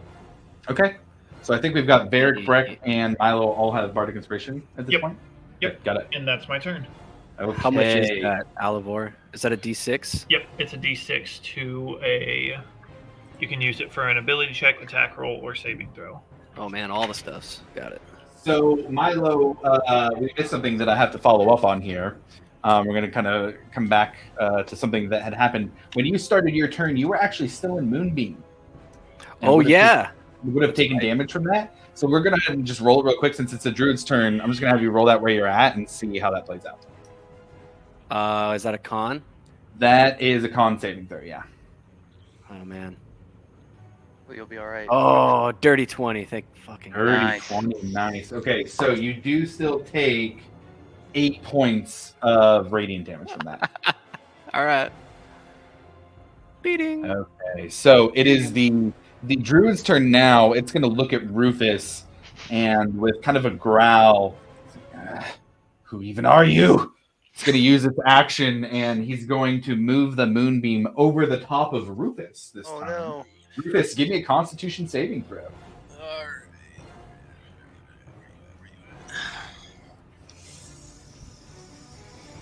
Where's it at? Sorry. Saving throws are in the top left. Yeah, got it.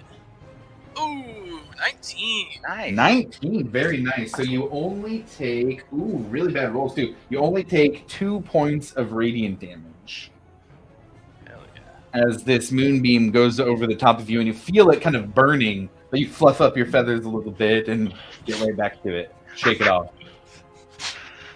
We'll inflate. Buff the chest Shit. out. Yeah. All right. So at the end of the druid's turn, the Nurglid's going to use its second legendary action to try and siphon life off of the gnome that Milo popped up. Now, because it isn't incapacitated anymore, it gets to roll a saving throw to see if any damage gets negated. So there is that at least. But I think they rolled a natural 19, so they're going to make the save. Let's go. Yeah, go Yeah, little let Nomi. me- Let me double check here. Yeah, let me double check here. Half damage and doesn't gain. Okay, so it doesn't gain temporary hit points. Milo, you gave 3 damage back. Oh, okay. No, I was asking like the damage. Oh from the yeah, deal yeah. at- right? I Okay. gave him 3. Yeah. Ugh, okay. Uh-oh. I was gonna say he made it, and he's dead anyway. Oh no. Yeah. So let's see. That's 10 total. Takes 5 points of psychic damage, or she rather takes 5 points of psychic damage and falls unconscious next to Milo. Milo, you see the Nurglid turn and cast this energy out of his hand, trying to siphon her life after you woke her up. But she has the ability to fight back this time and stops him from getting that shield of energy around him. It does, however, deal the psychic damage to her, and you see her eyes roll back in her head. She gives a small scream and falls forward unconscious on the ground. She is now in death saving throws. Milo just sighs. So next is Ekamos. What are you doing? I'm gonna move kind of forward where I'm like in line with that crystal. With my 30 feet, I guess. Okay. So where you were at, your 30 feet would probably put you about right behind the crystal. Yeah, so I'll actually back up like 10 feet where I'm like, Okay. yeah, like right there. Yep. And then I'll cast Eldritch Blast on the druid gnome. On the druid? Okay, yeah, go ahead and roll against the druid. Yep, so 19 plus 6, that hits. Oh yeah, that definitely hits. That's a 25. Roll. All right, and then damage, D10, where'd it go? Saw it. I'll just do it on this. 9 plus 4, 13. 13, nice. And as you all look at Ekamos running forward now, shooting this Eldritch energy. What does your Eldritch Blast look like? Does it have any kind of special, like when you cast it? What's the It'll flavor just be there? like some little purple lightning and black kind of like fizzing through each other, and it's like just like beaming towards the Kind of that Mega target, Man moving around and hits the druid. Rufus, you see the druid kind of get knocked off balance in front of you while you're fighting them. Anything else for your turn, Ekamos? And then still don't know how much that big boy has as far as health, so I'll use my He's looking pretty beat up at this point. You guys have gotten, especially this round, you've done quite a bit of damage, and he just was stopped from getting temporary hit points back. He's looking pretty rough. All right, I'll just save my second bonus action then, and I'll just hold there. Yeah. Okay. All right. After Ekamos, Harry's up next. He kind of looks around at the group, looks to see everything that's going on. He's going to go 5, 10, 15, 20, 25, 30. And then, let's see here.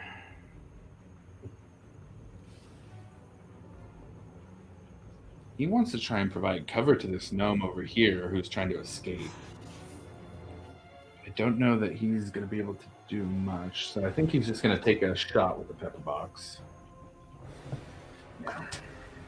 You guys see Harry looking back at the gnome, looking to the Nurglid, looking at the druid, trying to decide what to do, and takes a shot against the Nurglid. And as he does, you hear click, click. Harry, shit. Misfire, no. Hits against the pepper box. Shit. He's got no movement, so he's got to stand out here. He kind of falls to one knee, pulls out his Tinker's kit, and gets ready to, on his next turn, try and fix his pepper box that misfired. Tough break for Harrius. So we are at the initiative roll for the gnomes. This one is going to kind of scare over the rock here and use its full movement and dash to get out of the area. We'll call that one safe. I do need to roll a death saving throw for the one that went down in front of Milo. That's an 11, so that's one success. Hey, all right. Let's go. All right, Breck, you're bringing up the tail end of initiative here. Where am I from the big thing?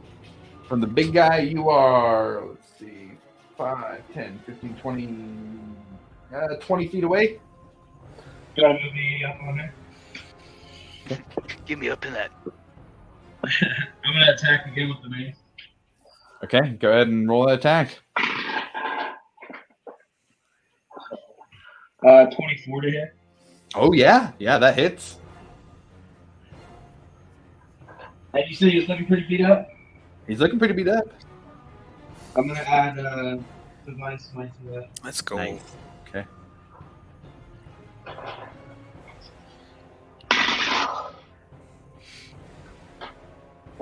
So 11 points of bludgeoning damage. Okay. And then 10 more points of radiant damage on top. Nice. 21 points. You guys are slamming this thing. And he has to make the save still for the Master of Tides? No, I just get to move him 10 feet, but I want to push him over the other stalagmite. Let's go. That's right. He does roll pretty well on the dex saving throw this time, so he's not going to fall prone. But he does get moved 10 feet here.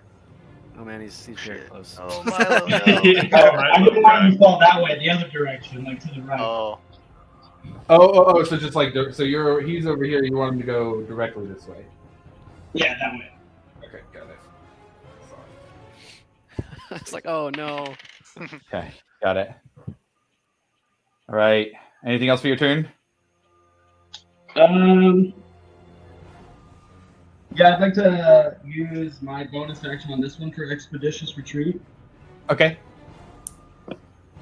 And then you want to move me up in front of him, like between him and Marlo? Okay. Oh, man. What a guy. Brett comes standing in front of Milo, daring the Nurglid to come through him to get to him. Breck, you see just a tremendous amount of relief on Milo's face when he sees you step between him and this monster. And that's going to be the end of my turn there. Okay, we're back at the start of initiative here. There aren't any husks this time to burst, so Milo, it is your turn. All right, so the other two gnomes are just unconscious, right? They're not in death saves. Well, one's a gnome, one's something else. It's green skin and Kryn Dynasty colors. So individuals on the floor there. there's those two that haven't been done anything with, and then there's the one who's unconscious in front of you, also who's in death saves. Oh, so they're all in death saves. No. Just the one who you already brought up with the Okay. DLF route. So That one's in death saves. The ones that is in death saves, I'm going to smack another piece of fruit into her mouth. Okay. You said it was a female, Okay. yeah? Yes. Go ahead and roll that d4. See how many she gets this time. Eat the damn fruit. Eat the fruit. Eat the fruit. Eat it. Eat it. She's going to get a golden dirty One. 2. Oh. Dirty 2. Golden 1, a number 1. Yeah, dirty number 2. Okay. So that's your action to do that. Anything and then else? I am going to reach out my hand to the one next to me. Mm-hmm. Oh, man, I hate to do this, but preferably the one that, is going to give us some money in return. Oh, for sure. Smart man. I'm just going to kind of, actually, I'm just going to whisper, because I don't think I have to move my hands for this, but I'm just going to whisper, let my magic heal you, and cast Healing Word. Okay, go ahead and roll for that healing word.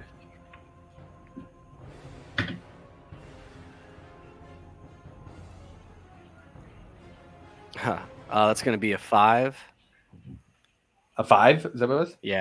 Yeah, 5. So 5 and 2. Okay, got it.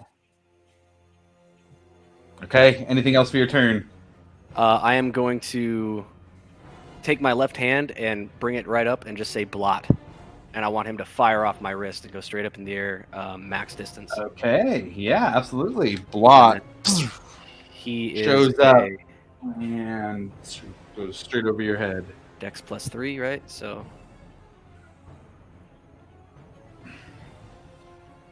it's going to be a 7 for his initiative.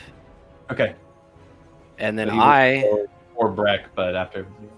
I am immediately going to fly up my max speed. You're gonna go to your max as well. Okay. got it. Yeah. And I want to go, so 30, I think it is.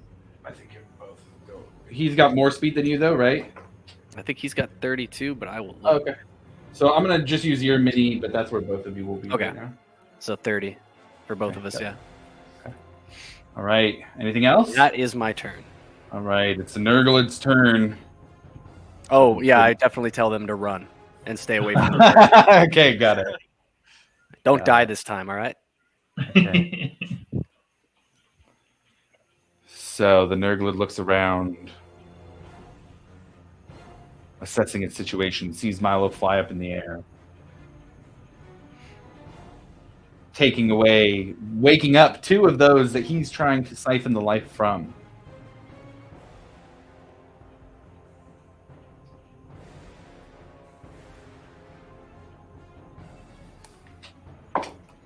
Yeah. Yeah, seeing you do that, Milo, he's going to use his tongue and lash out. It's got a 20-foot reach to reach above Breck, and he's going to attack you with the tongue lash. Ooh, that's a 13 total to hit. Nope. Woo-wee. Nice. Milo, as you're flying up, you hear the of the tongue as it lashes out at you, almost hitting you. I do a barrel roll. Midair.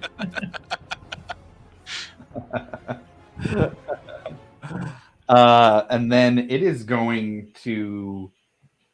You all see it kind of crouches down Oh no! and takes a leap. What? Oh, This man jumps. it's a fucking frog guy. That's The why. frog dude. Yeah. It leaps up and Do I get opportunity attack on that? Yeah, same. so let's see here. It was right here. You were in between. Yeah, both would get opportunity attacks. Yeah. Can I get advantage on attacks? Go big boys. How But high? since he was does he jump? between us, right? I get advantage too. Flanking. Yeah, you guys are fucking flanking each other man. too on Boom, that. blast it out of the air. Let's So, go. how does that work with my vow of enmity? It's just one advantage, right?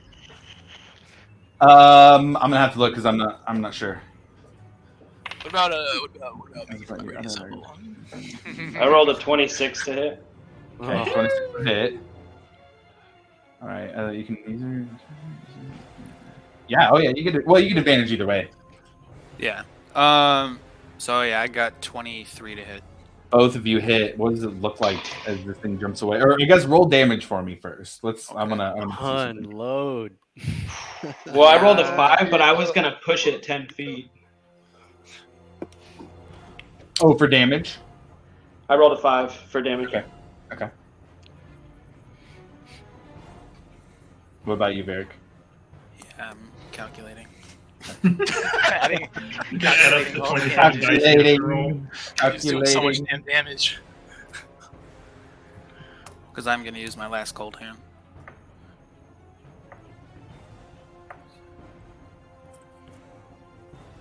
That is 24 points of damage. 24. And Breck, you're pushing it. Which direction are you trying to push it? Because you're pushing it kind of mid jump too. Like it's taking off as you push it.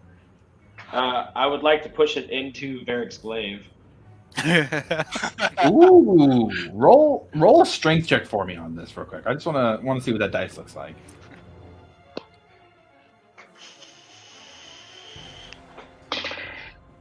Uh, 12. 12. Okay. So, yeah. So, what I want to ask the two of you is, give me some flavor for that fatality. What does it look like when you two kill it as it's jumping away? You've got a double attack here to finish this Nurglid off as it's trying to jump out of your guys' range. I'll let you go first, man. So as it kind of rears up to jump and takes off, I'm going to swing my mace, and you guys kind of see this wave of water come off the mace and slam into it, pushing it into Varric. And then that's all you, man. And then so he would still be airborne at that time. Yeah, kind of mid jump, but pushed towards you instead as you kind of power up your glaive with your cold hand. You underestimate So my power. I didn't really describe Vow of Enmity the first time, but the way I kind of see it happening is whenever, since he has the advantage on swings, basically his first attack is actually him, but there's almost like an image of Pelor with the glaive himself trailing. Ooh. Nice. And I would say that he kind of just arcs up with the glaive and tries to just cut him in half. Okay. As you do, just they split Harry. One side lands on one side, one hand lands on the other, and Harry just gets covered in devil blood and guts, and he just it sizzles a little. He actually does take a little damage, Oh no. Oh. but After his misfire. yeah, right. Yeah, he's just crouching down trying to fix his Can't get right. bug and just gets covered in viscera. But the two sides of the Nurglid lay dead on the ground. Hey Harry, aren't you glad you came with us? Fuck you! Don't worry, Harry. Mastani will take care of you. Rufus, yeah, right. There you go. Rufus, you see the Nurglid has been killed. The druid gets a worried look on his face as it's standing in front of you. That's goddamn right, fucker. Bop him in the face. Hit him this time. Rufus, I will No, say, is it- I forgot about this for Milo's turn. Roll a Constitution saving throw for me. Oh, for the Oh yeah. beam. Yeah. You're in the moonbeam, and so Got taking that radiant moonbeam. damage. 16. 16. So you make the save. You take this time 6 points of radiant damage. Alright. It's my turn, right? Sweet. Yes, it is. Okay. Before I do this, for the quarterstaff, I'm looking at the damage right here. It says 1d6 plus 4, and then under it says 1d8 plus 4. Which one am I So rolling? it's a versatile weapon. You can choose to use it one-handed or two-handed. Okay, sweet. Perfect. So with the quarterstaff, I'm going to use it two-handed. All right. So... Bonk him on the noggin. Me old bonk. Ooh, 16.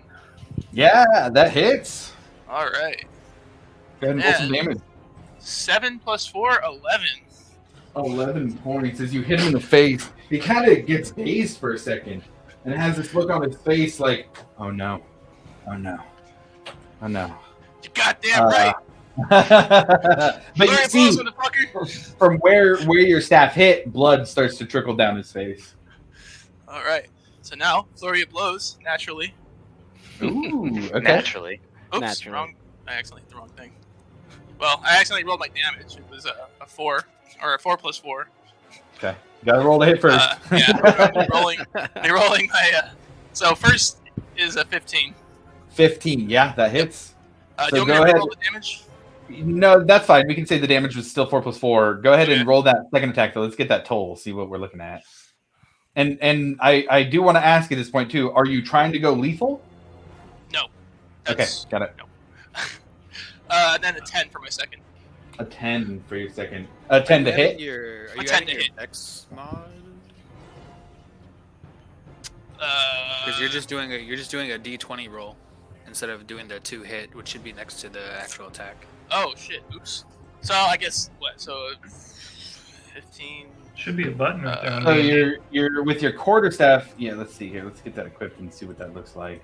Yeah, I did notice you were just doing D20 rolls. Yeah, quarterstaff. If you rolled a 10, your quarterstaff would be a plus 6 to hit, so that'd be a 16 total. Okay. Oops. No, that's a good thing. That ends up being a good thing. But so yeah, if you rolled a 10 naturally on the dice, that's gonna hit. Go ahead and roll damage on that one too. All right. Damn. 6. Lower. All right. So give me some flavor for what it looks like when you knock this druid out. Hell yeah. All right. So, with the first hit, it's gonna be a punch to the stomach, kind of knocking the wind out of him, and making him kind of hunch over a little bit. And then the second hit is gonna be a knee up into the nose. Yeah. What was going on is that you were frustrated from having to punch down. You're like, what can I do? What can I do? Kick him. I can use my knees. I can, and you go through your described attacks, knocking him out, almost kind of pushing him backwards as he lands flat on his back, blood coming out, trickling out the side of his mouth, and where you hit him in the head. And with that, we're out of initiative. And then I Tie him up. Nice. Tie him up. And then, yeah, I'll tie him up. I'll use my my magical rope. Ooh, okay. Oh, wait, what? I had no Tie him idea. up. Let's go. Lasso shoot. Okay. Let me see. Yeah, the rope of... Well, it's a rope of climbing, but, I mean, I guess it's up to you if that's cool. Yeah, that's fine. I believe it can still just be used as a rope, so Yeah. you grab that out of your bag, tie up the druid gnome. While everything kind of calms down, the 2 gnomes that were up take the cue and start running, even with everything going on, leaving just one figure incapacitated in front of I'd like to fly down to him and yell at everybody else. The fruit. Can we get a fruit over here?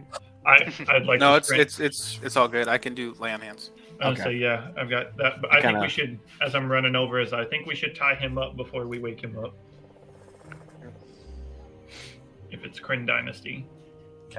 Do we all? And as you recognize guys that? as you guys get closer, you recognize the symbols of the dynasty. This creature that you all now can see close up is a goblin in Kryn Dynasty armor. Looks like nice armor, nothing cheap. This is potentially somebody who serves. No idea why they'd be here or what they're doing. But you tie them up as the only one still incapacitated. Somebody feeding him a Diolette fruit. No, I think I would Varric just was res them doing No, that. I was instead. gonna Waste it, use yeah. my. Oh, that's right. Lay on hands. And I'll as just you give him do, 5 points. he kind of comes to. What the fuck? Who are all of you? I'm gonna leave this to you guys. Blot, as he flies back down to my wrist, and then I am going to move off to the side and start to ritual cast detect magic. Okay. Do we understand him? He's speaking in common. Oh, okay. I say, I kind of want to go. I'm not touching anything, but I want to go check out the big crystal formation that the Nurglid was messing around with whenever we first. As Varric kind of rouses the goblin, Alvor moves over to the crystal. You see Harry, he's still wanting to do the tinkering to get his pepper box fixed. Mhm. But he's covered in viscera and just looks up. Yeah. You walk over. Go ahead and roll an investigation check for me on the crystal. 19. 19. It feels like it's thrumming when you put a hand up to it, almost as if there's some kind of energy behind it working with it. It's this green crystal, but you notice that kind of deep from within it, there's an orange glow, similar to the magic that the Nurglid was using. Let me make my face not the biggest thing that you guys see too here.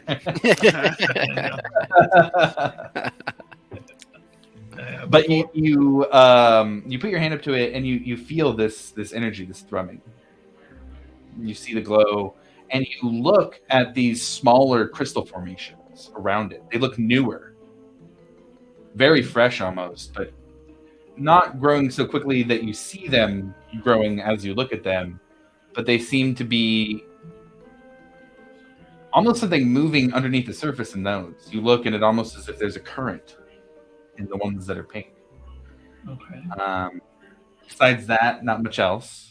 You do see that the crystal that the Nurglid had made a connection to was one of the pink ones, the one that Ekamos had seen through the imp.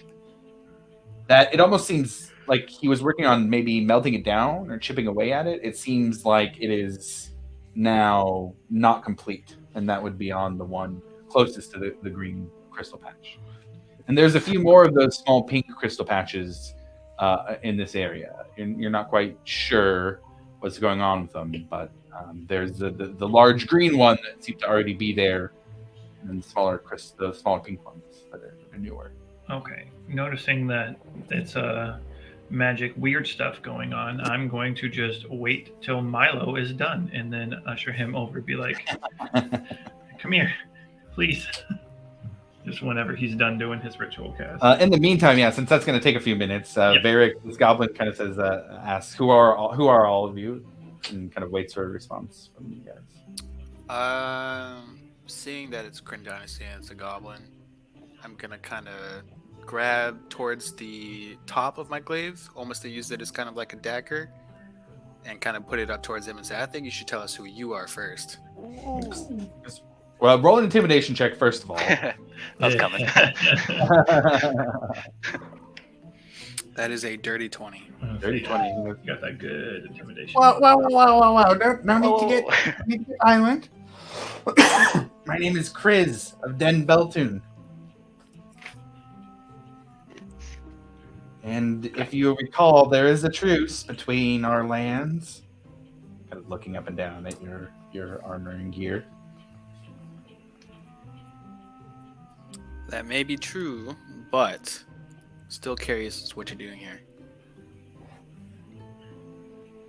I was knocked out by some creature. I haven't been...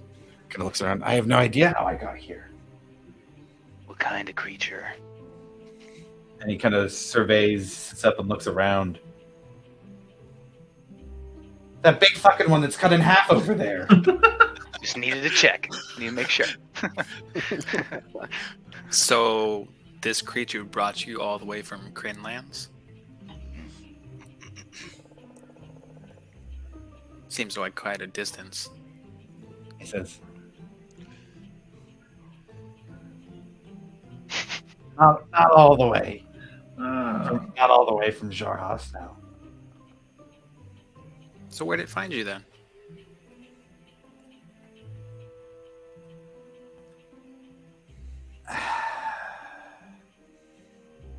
I got separated from a group I was traveling with. Oh, so there's more of you here. And he kind of looks, shit. No. Okay, obviously insight check. Yeah. Interrogate this fucker. It's what we do best around here. Yeah. Where was he from? He didn't say. He didn't say specifically. Jorhas is the only name he's mentioned of a place, but that is a whole region, not a specific area. He said he was his name was Kriz of Den Beltun. Of Den Beltun. Okay. How do you spell that though? Den, Den, just Den. And then the actual name itself is Beltun. Beltune. Okay. And that was a 22 on the insight. Oh yeah, he's totally lying. Yeah. It's kind of a lie that's like, yeah, there's nobody. Maybe I can get away with like saying there's nobody right around here, you know.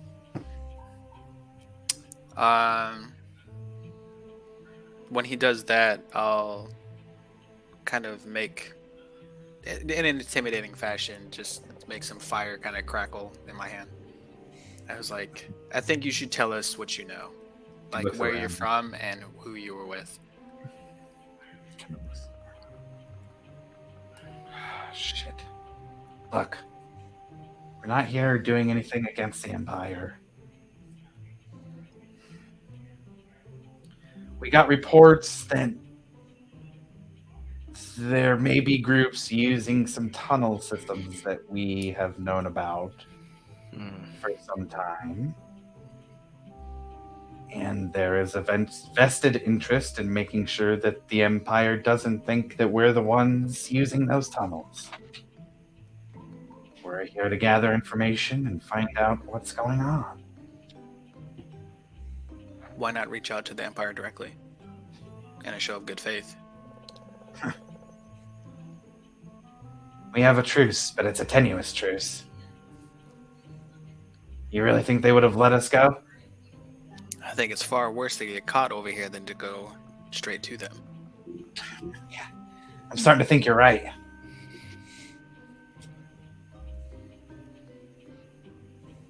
Well, what do we do from here? How many of there were with you? It's a small group. Small group. I kind of want specifics. Yeah. There were 3 others besides me. All goblins? I'm the only goblin. It's What a were drow, they? Drow. a bugbear, and a kenku.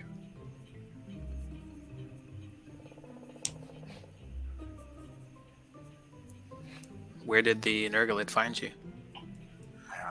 I couldn't tell you specifically. I could probably... Well, where was the last place you remember being?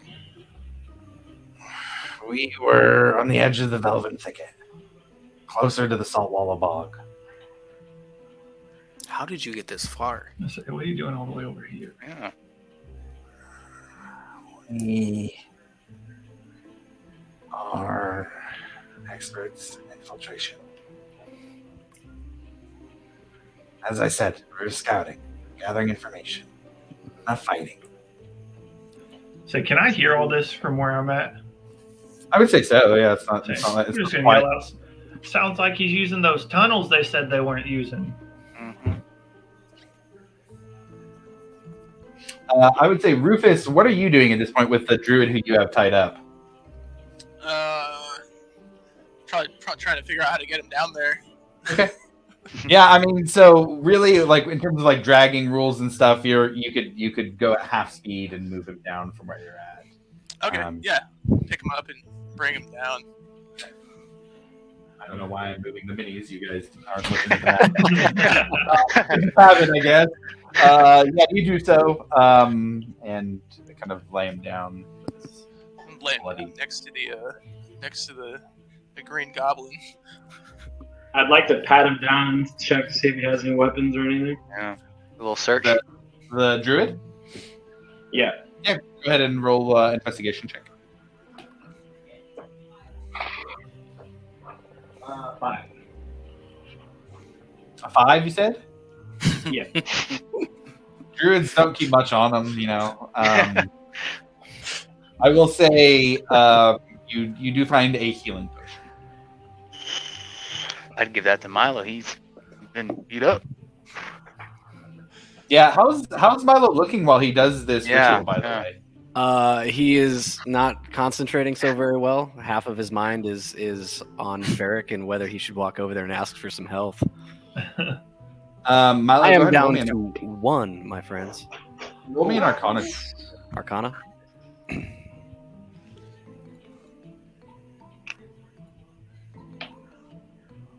That's going to be a 16. 16. Okay. While you're doing this ritual, you feel really odd. Almost that there's this feels like feedback to you while you're casting this spell. Almost like Sil? something's trying to interrupt you. So, is that you? What do you feel that? She goes, I do. Something is unstable. Is it the hurt. ritual cast? Should I stop? I don't think there's any danger now. Not this time at least, but proceed with caution. I try to just take a nice deep breath through the pain and kind of relax the body. You do, and you're finishing up your ritual, putting in the last few place of runes, getting those last couple of turns correctly ordered that you were talking about earlier, moving the pieces around. And it clicks into place. You breathe out and relax. But you've got 3 more to put back in place. It's a little confusing. You were done. You did these 3 pieces already. Still, I think I'm going mad. Do I remember what they were? What the order was? Yeah, you remember everything fine. You already did it. I shake my head and I just rearrange the terms to where I saw them. You do it. What is going on? The spell goes off and you gain the detect magic ability. And I open my eyes. And Ekamos, I would say you're the one, especially having kind of showed interest in Milo's ritual earlier. You're kind of keeping an eye on him while he's doing this, and you notice this odd moment where there's almost a stuttering of movement, where he's moving his hand one way and then it's just somewhere else. But he stands up, a little bit of a glow to his eyes. What do you do, Milo? I am going to slowly get up and kind of hobble over and kind of put my hand on Varric's shoulder while he's, did you kneel down? Yeah. Yeah, so like he's like knelt down. I'm going to kind of come over and put my hand on his shoulder first lightly and then very heavily as my weight kind of shifts onto him. And I'm going to drop to a knee and kind of almost collapse. You see Milo, Eric, more hurt than you have before. I will use the rest of my lay on hands. So that's 10 points to try to help him out. Can I run over there and help as well? Absolutely. You can help support Milo. I'd like to use my closed wound cantrip as well. Okay. And that gives me like a hit die, right?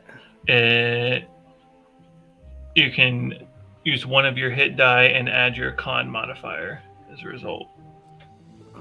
I'm going to use a D8 then for 5 points of health. You feel energized.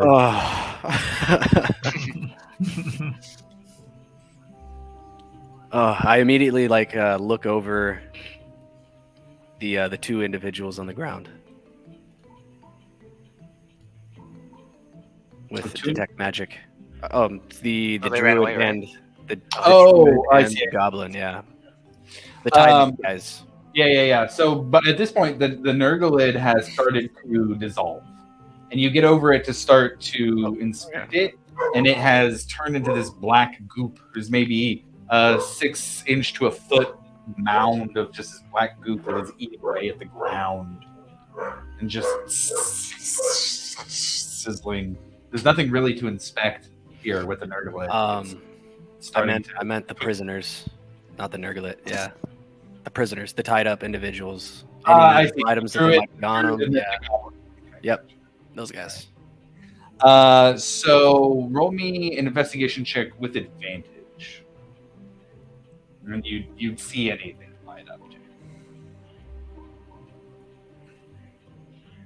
It's gonna be a 26. 26. Wow, very good. Okay. You find in the goblin's bag, there's a couple of letters. Looks like they're to a brother. Just kind of talking about where he's at, what he's been doing. Nothing crazy.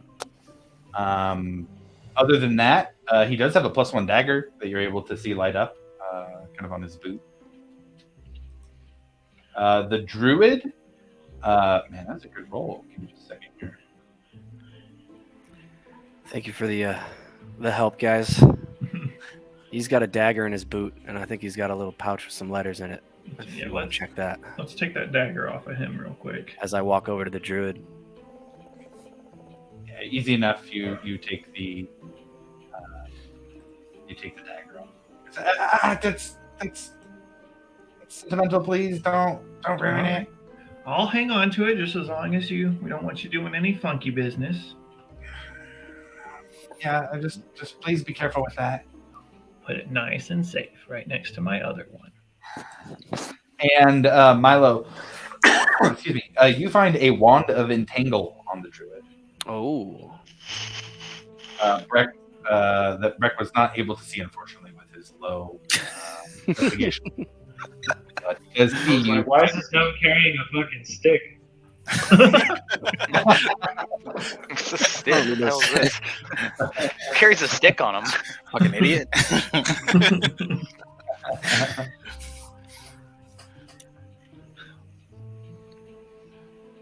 Ooh. When Milo reaches down to take that wand from him, I'd like to grab Milo and give him 10 more points to lay on hands. Oh, nice. Okay. Oh. It's like it kind of just expand, like so you get to almost like that relief, and then you can finally like let your back kind of stretch out and relax. Finally, Back pop like 10 places. Yeah. I feel back to normal. Oh, you guys are invaluable. I know. As Milo's saying that, and you're all kind of looking around, figuring out how to move forward here in this next situation. Alivor, because you were looking at the crystals, you see it first. The pink crystals start to glow a little bit brighter. I actually have a little bit of light coming off of them now. Whatever that fluid-looking movement underneath the surface was has some kind of luminescence to it now. And it lights and kind of dims.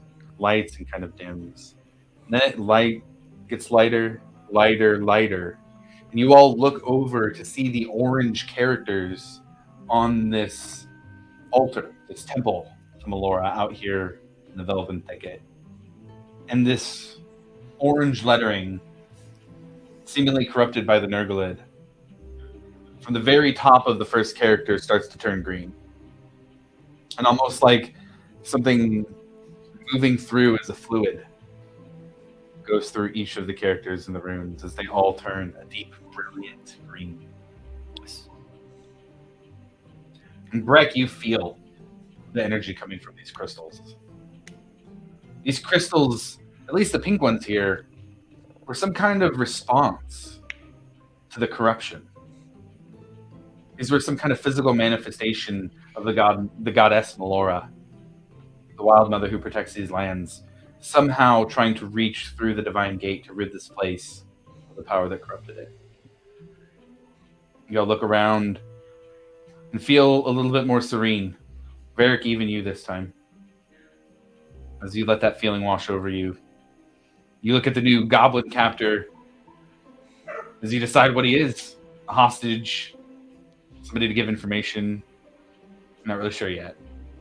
But as you all look to each other to figure out what to do next, that's where we're going to end the session. Oh, I had a feeling. Yeah. yeah. You could tell. You got Wrapping it real up. descriptive there.